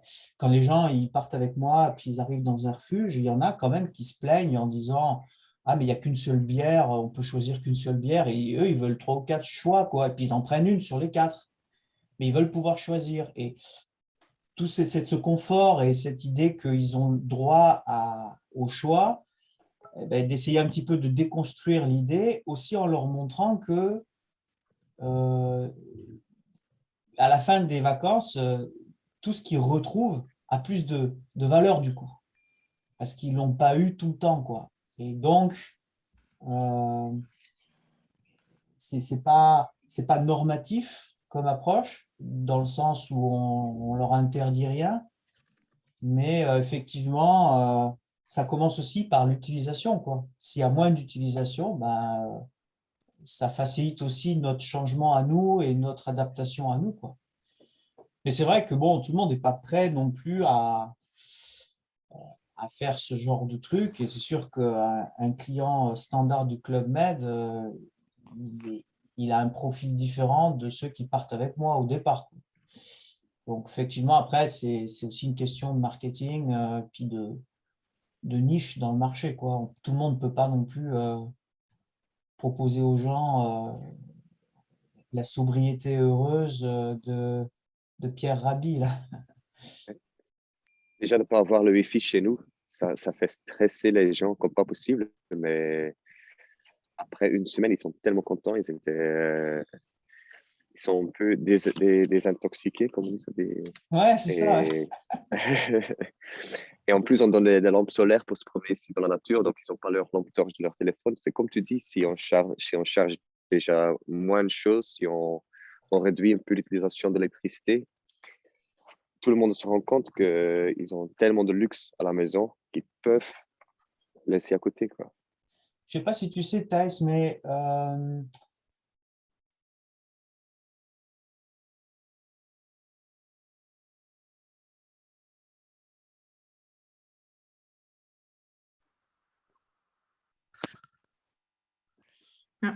Bonjour, je viens faire un petit tour rapidement. Je suis navrée, je suis passée dans les autres salles avant, ça a mis plus de temps que je le pensais. Du coup, Gwenaëlle, c'est bon pour le document, le partage, tout fonctionne bien? Oui, j'ai l'impression que pour l'instant, on s'en sort pas mal.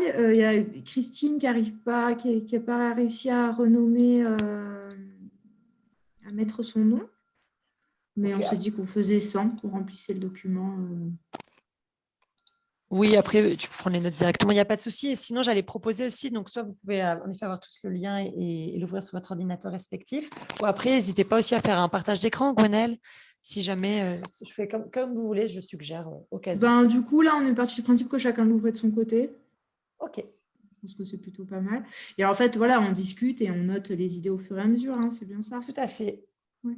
Voilà, en fait, la première question, c'est vraiment sur les marges de manœuvre et les leviers. La deuxième, c'est plutôt sur les réticences qu'on peut avoir. Et la troisième, c'est sur les petits pas. Ok. Et on a jusqu'à quelle heure? Du coup, j'ai jusqu'à peu près 11h45. Donc là, je faisais un petit tour des salles, voir si tout se passait bien. Et je vais mettre un message commun pour prévenir D'accord, 11h45. De l'échéance. Voilà. Bon, ça laisse le temps. Ouais. Parfait. Bien, je vous laisse. À tout à l'heure. Merci. Merci.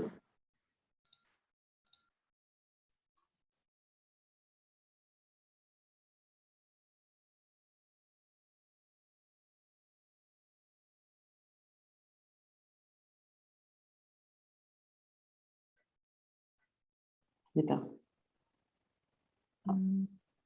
y a Fanny qui vient nous voir. Bonjour, Oui, Fanny. Rebonjour, je fais un petit tour de toutes les salles, voir si tout fonctionne bien, mais j'imagine, vu que tu es là, Célia, tu répondre ou aider sur certains points. Je reste là, du coup. Il y a juste Claire qui ne s'exprime pas. Je ne sais pas si elle est connectée ou pas, mais du coup, voilà. Ok, c'était une personne en effet qui au début avait un problème avec son micro, elle m'avait envoyé un message. En tout cas, il ne faut pas hésiter de quoi répondre dans l'onglet discussion, hein, Mais toujours. oui, mais je ne sais pas si elle nous entend pas. Enfin, on n'arrive pas à savoir si elle nous entend ou pas. D'accord. Sinon, pour le document, soit bon là j'arrive peut-être un peu tard, mais vous pouvez soit envoyer le lien en effet à tout le monde pour que vous puissiez l'ouvrir sur vos ordinateurs respectifs, ou sinon n'hésitez pas à faire un partage d'écran pour que tout le monde puisse voir, comme vous le préférez. Ah oui, bah, je crois qu'on l'a tout ouvert sur nos ordinateurs et qu'il y a Marine qui fait la secrétaire pendant qu'on échange. Très bien. Eh bien, je vous laisse Merci, continuer. Et donc, jusqu'à 11h45 finalement. Donc, je vais envoyer un petit message pour dire qu'il reste un quart d'heure, puis je repréviendrai 5 minutes avant. Voilà. Ok, merci. Merci. À tout à l'heure. Ah, Claire a bien répondu qu'elle entend et elle écoute. Ah, bah Claire, n'hésitez pas à...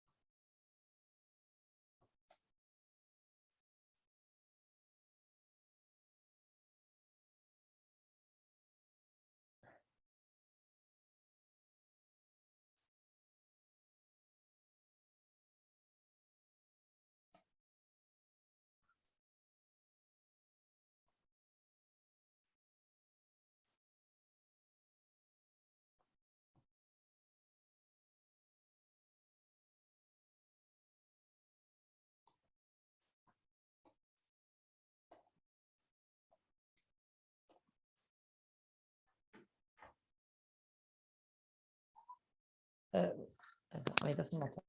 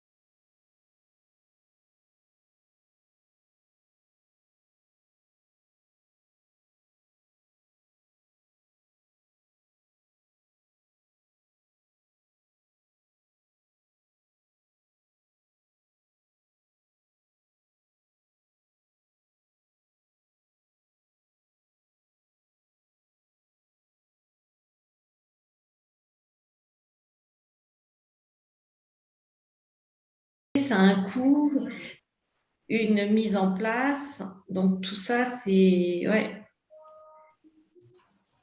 Et en plus, les clients sont demandeurs. Ah, c'est ce que j'ai dit à l'hôtel à l'Elmaner. Est-ce que finalement, le profil de vos clients, est-ce que c'est on va dire, profil écolo, si je caricature, ou alors c'est mixte, finalement, et ils viennent chez vous parce qu'ils trouvent votre établissement dans le listing des hôtels? Alors, on a plusieurs segments, effectivement. On a quand même pas mal de clients qui viennent parce qu'ils sont sensibles à la protection environnementale. Donc, ils viennent aussi pour ça, notamment aussi parce qu'on propose des petits déjeuners bio et locaux, faits maison. Donc, ça les attire effectivement. Après, ils ne sont pas forcément tous sensibles à la cause environnementale. On n'a pas juste une clientèle que pour ça, hein. Mais majoritairement, de plus en plus. ouais. Oui. Nous, on De y est plus en venus plus. pour ça. Ah, vous êtes déjà voilà, venu. il y a des Une cliente.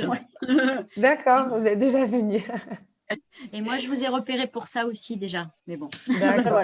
on est venu. Bon, bah, du coup, il va falloir que je vienne un jour, quoi. Voilà. Ah, bah oui, on vous attend.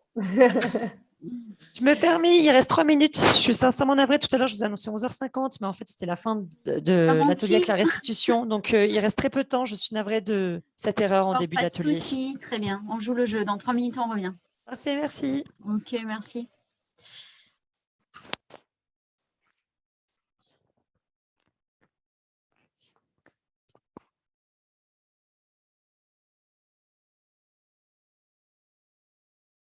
Être au bon endroit. Ah oui, d'accord, Laurence. Laurence donc nous dit pas de micro, mais nous avons besoin d'un audit préliminaire, puis engager des actions. Ok. Ok. Donc ça reste dans l'idée d'entreprise conseil, audit.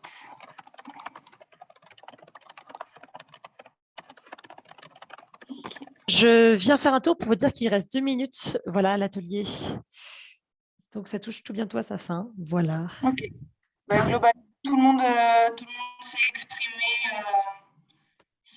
sur les différentes questions. Je vous laisse terminer. À tout de suite. Merci.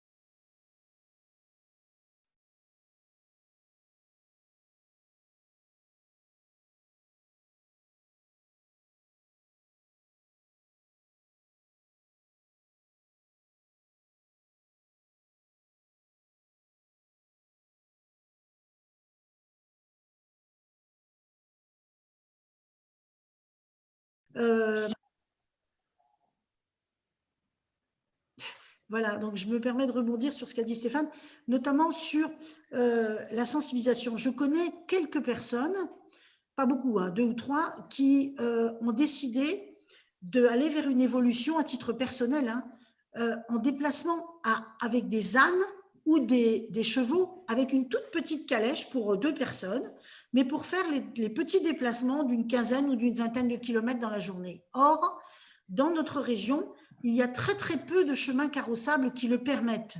Donc, est-ce que les parcs régionaux pourraient éventuellement se tourner vers ça? Parce que je pense que ça ferait partie également d'une évolution favorable. Attention, je suis navrée, j'interviens. Le sous-groupe va se terminer dans quelques secondes, dans 5 secondes. Voilà, on a répondu à la première question. Je suis navrée. C'est terminé. Bon, bah, je t'en prie, hein. On aura déjà il n'y a aucun pas de souci. Oui, c'est le plus important. À tout de suite. Hop. À tout de suite. Et merci à tous, du coup, pour ces échanges. Si vous voulez, là, il vous reste encore 100 secondes. Voilà, allez. Je vous laisse encore quelques secondes si vous le souhaitez. Okay. Alors, peut-être on peut aborder la deuxième question. Qu'est-ce qui peut bloquer dans la concrétisation des idées et de passer à l'action, les réticences? Peut-être c'est un manque de moyens aussi, si on parle.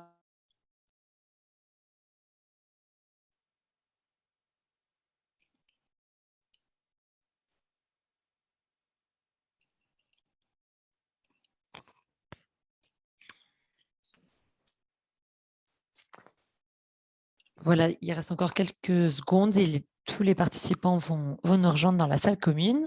J'espère que vous avez pu échanger du coup dans ce groupe. Je suis passée là dans le vôtre. Je dis le vôtre parce que vous étiez dans la salle 3, il me semble. Ouais. Agathe, oui. Vous aviez l'air bien engagée dans vos échanges, donc je n'ai pas osé vous interrompre. Je voyais que c'était plutôt fluide. Donc, j'ai continué ensuite à aller voir les autres groupes.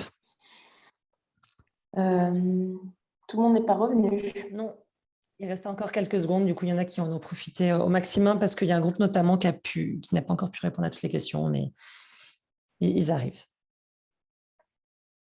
Parce qu'il restait encore beaucoup de... Il restait, oui, une minute, non? Je ne sais plus. Là, il reste encore 54 secondes, oui. Ouais, ça ok. prendra fin pour tous. Et il y en a qui en profitent du coup pour finaliser rapidement.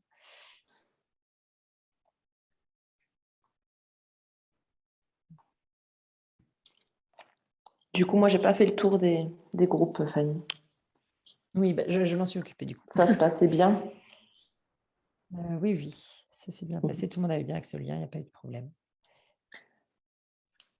Ah, j'ai été coupé, c'était terrible. Oui. Hein. Navré pour cette frustration. On sait que ça peut être frustrant, nous en sommes navrés. On est sur une lancée. Mais je suis sûr que c'était fait exprès. Voilà. Tu l'intégreras dans le compte rendu, on te fait confiance. Du coup, est-ce que tu as accès à mes notes, Philippe? J'imagine que oui, parce que c'est un document partagé. Ou si tu réouvres le lien, ça a dû s'intégrer. Du coup, oui, alors je vais mettre à jour. Oui. Ok, super. Normalement, vous avez encore accès aux discussions que vous avez eues en sous-groupe, même si on est revenu dans la salle principale. On est tous là, du coup, non? Parce qu'il y avait une personne qui avait dû partir. Je pense qu'on peut passer au temps de restitution. Oui, tout le monde est bien revenu, je confirme.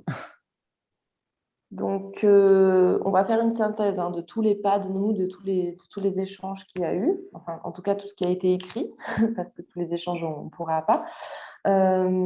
Du coup, j'invite les rapporteurs des groupes vraiment à restituer très rapidement. On va prendre même, ce serait bien que ce soit que 2 minutes par groupe pour qu'on puisse rester dans les temps et terminer à midi. Sachant que peut-être, de toute façon, les derniers groupes vont moins intervenir puisqu'il y aura peut-être des choses qui auront déjà été dites. Donc, je ne sais pas quel est le premier groupe qui veut prendre la parole pour nous partager une ou deux réponses clés par grande question. Et aussi ce que vous avez pensé peut-être de l'exercice. Non, ça, on le fera plus tard. On n'aura pas le temps. Bon, je peux commencer, comme on m'a désigné de force déjà, comme porteur. Donc, allez, je commence. Donc, en fait, d'abord, sur l'exercice, vous compléterez je pense que c'est un bon exercice, peut-être un peu court pour approfondir le sujet. C'est vrai que du coup, on reste sur quelques notions, mais ça peut présenter aussi de ne pas se disperser. Donc, je vais essayer de faire un petit compte rendu rapide, donc de 2 minutes. Donc, en fait, finalement, sur la première question, face à ces constats et informations sur quel point je veux évoluer et je peux évoluer, donc on a classé ça dans le domaine du rêve finalement et le domaine du possible. Alors, on n'a pas trop travaillé sur le domaine du rêve, on est plutôt resté dans le réalisme. Par contre, quand même, dans le rêve, on a c'est les investissements qui limitent le rêve. Et donc, c'est pour ça que finalement, on est parti sur le réalisme. Mais quand même, il y a un rêve qui est ressorti. C'est finalement de pouvoir… Le rêve, c'est qu'on puisse se déplacer partout, sans contrainte, sans entrave, sans prendre notre véhicule personnel finalement et d'utiliser les transports collectifs. Ça veut dire que le rêve, c'est le développement des moyens de transport collectifs, que ce soit en fréquence, que ce soit d'un point de vue spatial aussi, donc pour rejoindre tous les territoires possibles comme on le fait personnel. Donc s'il y a un rêve qui a été retenu, c'est celui-ci. Il y a eu plusieurs constats que ce rêve-là, malheureusement, il se prenait une claque régulièrement. Dans le domaine du possible et tout ce qui est réaliste, donc ce qui est ressorti, c'est cette réduction de la consommation d'eau et d'énergie, Il y a aussi la régulation des captages pour les usages agricoles. Là, c'était sur le territoire du Champsaur. Et avec un volet à la fois, en agissant à la fois grâce à la sensibilisation des publics, mais aussi au volet réglementaire. Donc, quelque part, le volet réglementaire, c'est pour imposer un peu les choses.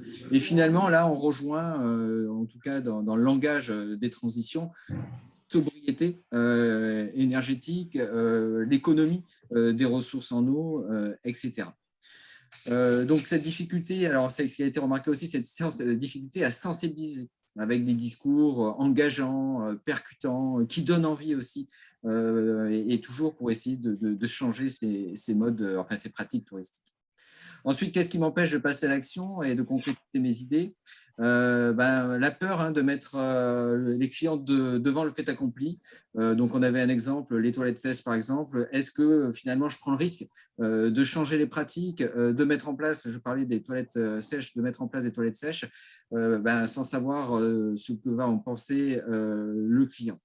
Mais finalement, on s'est dit que peut-être que plutôt que de partir de cette crainte, c'est d'assumer finalement une offre touristique et un positionnement durable en disant ici, ça se passe comme ça, chez moi. Donc, venez partager une expérience, venez découvrir ces nouvelles pratiques. Et par contre, il faut travailler la communication pour ne pas faire fuir les clients potentiels. On a vu aussi qu'on avait une clientèle qui était différente en été et en hiver, en tout cas dans certains secteurs, avec une clientèle en été qui était un petit peu plus sensible aux questions environnementales. Alors, qu'est-ce qui pourrait m'aider à concrétiser mes projets? Finalement, c'est s'appuyer sur les collectivités et pouvoir apporter des solutions concrètes et pratiques pour attirer une clientèle plus locale. Et donc là, on revient notamment sur la question à l'accès des touristes et au déplacement, en fait, donc du lieu de domicile des touristes jusqu'au lieu de vacances. Et là, on est toujours sur finalement un discours de sobriété, mais on a besoin, l'acteur touristique ne peut pas agir seul et ne peut pas changer les pratiques de l'ensemble, bien sûr, des vacanciers. Il y a besoin de s'appuyer sur les collectivités, sur les forces vives locales, mais aussi régionales et nationales pour pouvoir modifier, changer les pratiques. Voilà, j'ai été un petit peu long, mais je crois que... Merci Philippe. Est-ce qu'il y a un autre groupe qui veut compléter? S'il y a eu des échanges de nature différente en 2 minutes? Oui, Marion? Oui, ça rejoint ce que Philippe a dit avec son groupe. Nous, on est parti sur les chambres d'hôtes, donc on a pris cet exemple-là pour dire qu'est-ce qu'on pouvait améliorer. Il y avait effectivement la sensibilisation auprès des clientèles pour adopter des meilleurs comportements, des actions plus éco-responsables, donc de les inciter à réaliser ça. Et on pensait notamment au fait de venir avec des moyens plus doux, donc soit plus local, soit vraiment valoriser le train, le transport en commun, le covoiturage aussi. Donc forcément, il y a une question de communication à mettre en place pour les clients qui viennent dans ces chambres d'hôtes. Et puis peut-être aussi s'appuyer sur si c'est soit des collectivités, soit là on parlait de peut-être parcs régionaux ou nationaux pour autour de ces chambres d'hôtes valoriser les sentiers pour attirer randonneurs et cyclistes. Et peut-être aussi, on a parlé de moyens de transport concernant les chevaux et les ânes, donc faire des voies carrossables. Donc voilà, encourager des moyens plus doux, quoi. Donc on a mis ça en place et on a parlé de ça, on n'a pas répondu à toutes les questions, mais et je vois lancer des projets participatifs aussi. On a parlé de reforestation, donc de prendre, d'encourager les clients à avoir des actions qui les rendent fiers et qui ont un impact positif dès qu'ils dans le lieu où ils sont. Okay. Voilà. Merci Marion. Est-ce qu'un autre groupe veut compléter? Oui, du coup, est-ce que vous m'entendez bien déjà? Oui. Donc nous, on était sur enfin, il y avait beaucoup d'hébergeurs dans notre groupe. Donc c'était sur des questions d'information et de connaissance. En fait, avant de pouvoir mettre en place des actions, il fallait savoir ce qui n'allait pas et où est-ce qu'on pouvait, qu'est-ce qu'on pouvait améliorer. Et là, le problème, c'était qu'il y avait un manque d'outils et d'accompagnement lié à ça. Donc, soit c'était très cher, parce qu'avec des bureaux d'études, soit les outils qui étaient à disposition n'étaient pas assez précis. Ensuite, il y a aussi une prise de conscience à plusieurs vitesses. Des personnes qui, ça fait des années, qui essayent d'améliorer leur démarche, mais à côté de ça, du coup, il y a des prises de conscience qui soit des publics, soit d'autres structures qui sont soit plus lentes, soit au contraire, qui arrivent petit à petit, et donc ça se met en place, mais chacun son rythme, quoi. Et voilà, sinon, après, c'est un peu des répétitions. Ok, merci Clovis. Le micro n'était pas de très bonne qualité, donc il y a eu des effets d'éloignement et de rapprochement, mais je crois qu'on a réussi à entendre le principal. Je crois qu'il y avait quelqu'un d'autre qui avait levé la main. Marie-Noël? Vous m'entendez? Oui. Alors, moi, c'est juste en complément, il y a pas mal de choses qui ont été dites, mais nous, sur notre groupe, bon, il y avait des offices, un hébergeur. On a beaucoup parlé de la sensibilisation, mais en frein, je voulais ajouter que parfois, nous, ce qu'on avait soulevé dans notre groupe, c'est qu'on avait parfois beaucoup d'informations, beaucoup de services, beaucoup d'interlocuteurs, et que nous, en tant qu'OT, même pour faire le relais auprès des prestataires, c'est parfois difficile, en fait, de communiquer les bonnes informations, aussi par manque peut-être de temps et de formation. Voilà, souvent, les prestataires se tournent vers nous en tant qu'OT, et par manque de temps et surtout de compétences en termes de formation, c'est aussi parfois un frein pour les aider et les inciter à mettre en place des actions. Voilà, après, pas mal de choses ont été dites. On a aussi un peu parlé du partenariat qu'on pouvait avoir entre les offices de tourisme, les prestataires, mais aussi les syndicats qui traitent des ordures ménagères, etc.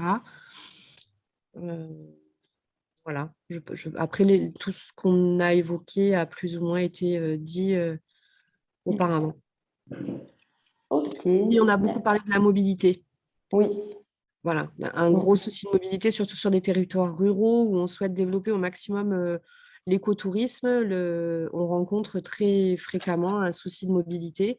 Alors c'est bien, on veut promouvoir l'écotourisme, on veut sensibiliser au maximum nos touristes, mais une fois sur place, ils n'ont pas d'autre choix que de prendre un véhicule pour se rendre sur soit leur lieu d'hébergement. Voilà, donc on a des infrastructures qui se développent, mais qui ne sont pas forcément en adéquation avec les attentes des clientèles. C'est la problématique du dernier kilomètre. La problématique du dernier kilomètre. Et c'est encore plus vrai, je pense, dans des territoires ruraux. Voilà. Donc, un gros souci de mobilité qui est un gros frein sur le développement d'une offre écotouristique. Ok. Alors, je prends une dernière intervention de Olivier et après, on conclura, on terminera à 12h05 du coup. Ouais, je vous fais hyper court, mais il y a quelque chose qui est un peu en train de monter dans le domaine du tourisme, c'est le tourisme scientifique. Et c'est un truc que j'ai commencé à développer avec le Parc des Écrins et l'Université de Grenoble, en Outre-Manche. Et ce qu'on voit, c'est qu'il y a donc des gens qui, par le biais de vouloir faire des vacances intelligentes, on va dire, du coup, se rapprochent de ce qui se fait en recherche, en montagne, et ça les amène forcément à se rapprocher des résultats par rapport à l'impact du changement climatique sur des tas de choses. Et en fait, c'est une version presque dépassionnée de la problématique du changement climatique, mais en même temps avec des faits qui sont présentés et aussi les efforts qui sont réalisés pour comprendre des phénomènes complexes. Et ça, c'est quelque chose qui est en train de monter un petit peu là. Alors, je sais que dans le Briançonnais, par exemple, ils sont au niveau de l'OT, ils sont aussi intéressés pour développer plus de tourisme scientifique en prenant un peu exemple sur notre modèle. Et dans le parc des Écrins, il y a un maillage de refuges qui travaillent donc en adéquation avec des chercheurs. Et on se sert de ces refuges pour faire un peu de vulgarisation scientifique et de la promotion. Et donc ça, c'est peut-être aussi une nouvelle approche qui n'existait pas trop avant. Et puis, on essaye un peu de creuser ce filon-là. Merci Olivier, les refuges sentinelles. Voilà, oui, toi tu sais tout de ça. Et oui, je compte en parler la semaine prochaine. Très bien, très bien. Je serai là encore. Parfait. Et ben, ce que je vous propose, c'est de conclure. C'est toujours un peu frustrant, hein, on pourrait continuer à parler des heures, mais voilà. Nous, on va bien faire la synthèse de tous les échanges d'EHPAD. Je vais repartager mon écran. Hop. Donc, on se revoit la semaine prochaine. Donc là, on a eu des discussions assez larges. Et en fait, l'objectif de la semaine prochaine, c'est de passer à l'exploration d'actions concrètes, où là, du coup, les retours d'expérience de certains participants avec qui j'ai échangé en amont seront très, très bénéfiques. Et l'idée, pour un peu faire le lien entre les deux sessions, on vous propose des devoirs de vacances. Donc, ce n'est pas forcément des vacances, vous n'êtes pas forcément en vacances, mais voilà. L'idée, c'est de vous inviter à vous interroger sur les habitudes de votre quotidien professionnel qui pourraient être revisitées par rapport à tout ce qu'on a vu aujourd'hui. Et de réfléchir voilà, aux impacts directs, mais aussi aux impacts indirects. Donc, comme l'a évoqué Philippe Rosselot sur les bénéfices, c'est aussi les risques sur les impacts sur la biodiversité, la santé, le social, etc., l'économie. Donc, voilà, il n'y a pas d'obligation, la fiche ressemble à ça. En gros, là, on vous propose un petit outil pour prendre des notes et sur les points que vous voulez améliorer sur chacune des thématiques. On vous a proposé des thématiques. C'est un arbitrage de notre part, hein. On aurait pu faire autrement et il y en a d'autres qui existent. Et donc, l'idée, voilà, c'est que vous réfléchissiez un peu pour faire avancer et mûrir vos réflexions pour la prochaine session. On va mettre tout ça en commun et si vous ne le faites pas, ce n'est pas grave. On le fera ensemble à la prochaine, mardi prochain. On va vous envoyer tout ça par mail, là, soit aujourd'hui, soit demain, très rapidement, pour que vous ayez une version à la fois imprimable et une version modifiable, pour ceux qui préfèrent faire directement sur leur ordinateur. Et j'avais encore une dernière petite consigne pour la semaine prochaine. C'est de venir avec un objet qui, pour vous, illustre la transition. Voilà, que vous réfléchissiez à ça. Donc, si c'est un objet que vous avez à portée de main, tant mieux. Ou sinon, ce sera une photo. Mais voilà, l'idée, c'est de réfléchir à ça pour une petite introduction un peu sympa. Et puis, je voulais aussi vous partager une information. Il y a une visioconférence qui est organisée là jeudi à 11h par l'école de journalisme de Marseille sur le futur des stations de montagne et le changement climatique. Donc, également, si ça vous intéresse, on va vous envoyer le lien par mail. Je ne sais pas si vous avez déjà eu cette information. Oh, bien. Je peux vous le mettre directement dans l'onglet discussion, comme ça, ceux que ça intéresse, qui sont concernés, vous pouvez... Alors, sur ce sujet... Un bouquetin, parfait, un bouquetin. Pardon, excusez-moi. Non, sur le sujet, c'est le bouquetin qui a boyé ou non? Moi, je ne pense pas, mais... Non. En tout cas, sur le sujet des stations de ski, il y a une étude régionale qui a été menée récemment sur l'avenir de l'enneigement dans les stations. Cette étude, les résultats étaient confidentiels, qui avaient été financés par la région, étaient confidentiels, en tout cas concernaient uniquement les stations elles-mêmes. Mais il y a une synthèse qui est maintenant publique et petit à petit, les résultats vont aussi être diffusés. Donc, vous allez pouvoir obtenir des résultats sur l'avenir de l'enneigement dans les stations de ski et donc sur l'avenir des activités de glisse à l'avenir. Ah, super. Merci. Merci beaucoup. Voilà, je crois que j'ai rien oublié, Fanny. Oui, non, non, c'est tout bon. C'est tout bon. Je pense qu'on peut vous libérer. Finalement, on a réussi à rattraper le petit retard. Encore 1000 fois merci, Philippe, pour ton intervention et ta présence très précieuse aujourd'hui. Merci de l'invitation. Je crois que tu n'es pas disponible pour la prochaine session. À discuter, on va voir. À discuter. Bon, voilà. En tout cas, tu es le bienvenu. On transmettra tous les éléments que tu nous as transmis également en amont aux participants pour de la documentation et fouiller un peu plus certains sujets. Et puis, s'il n'y a pas de questions des autres participants, je vous dis à la semaine prochaine. Et merci pour votre participation et votre engagement. Merci à vous. Merci, au revoir. Merci, à la semaine prochaine. Bye bye. Merci à tous. Au revoir. Au revoir, à la semaine prochaine. Bientôt. Merci.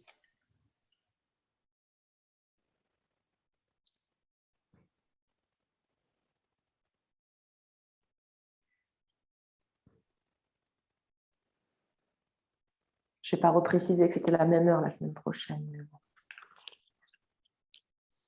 Pas de souci, on le fera dans le mail. Je mets fin à la réunion. Ouais, tu as vu que j'ai mis le petit lien pour le visio, tu pourras le mettre dans le mail. Oui, alors attends, je ferme la réunion puis on fait le point. Oui.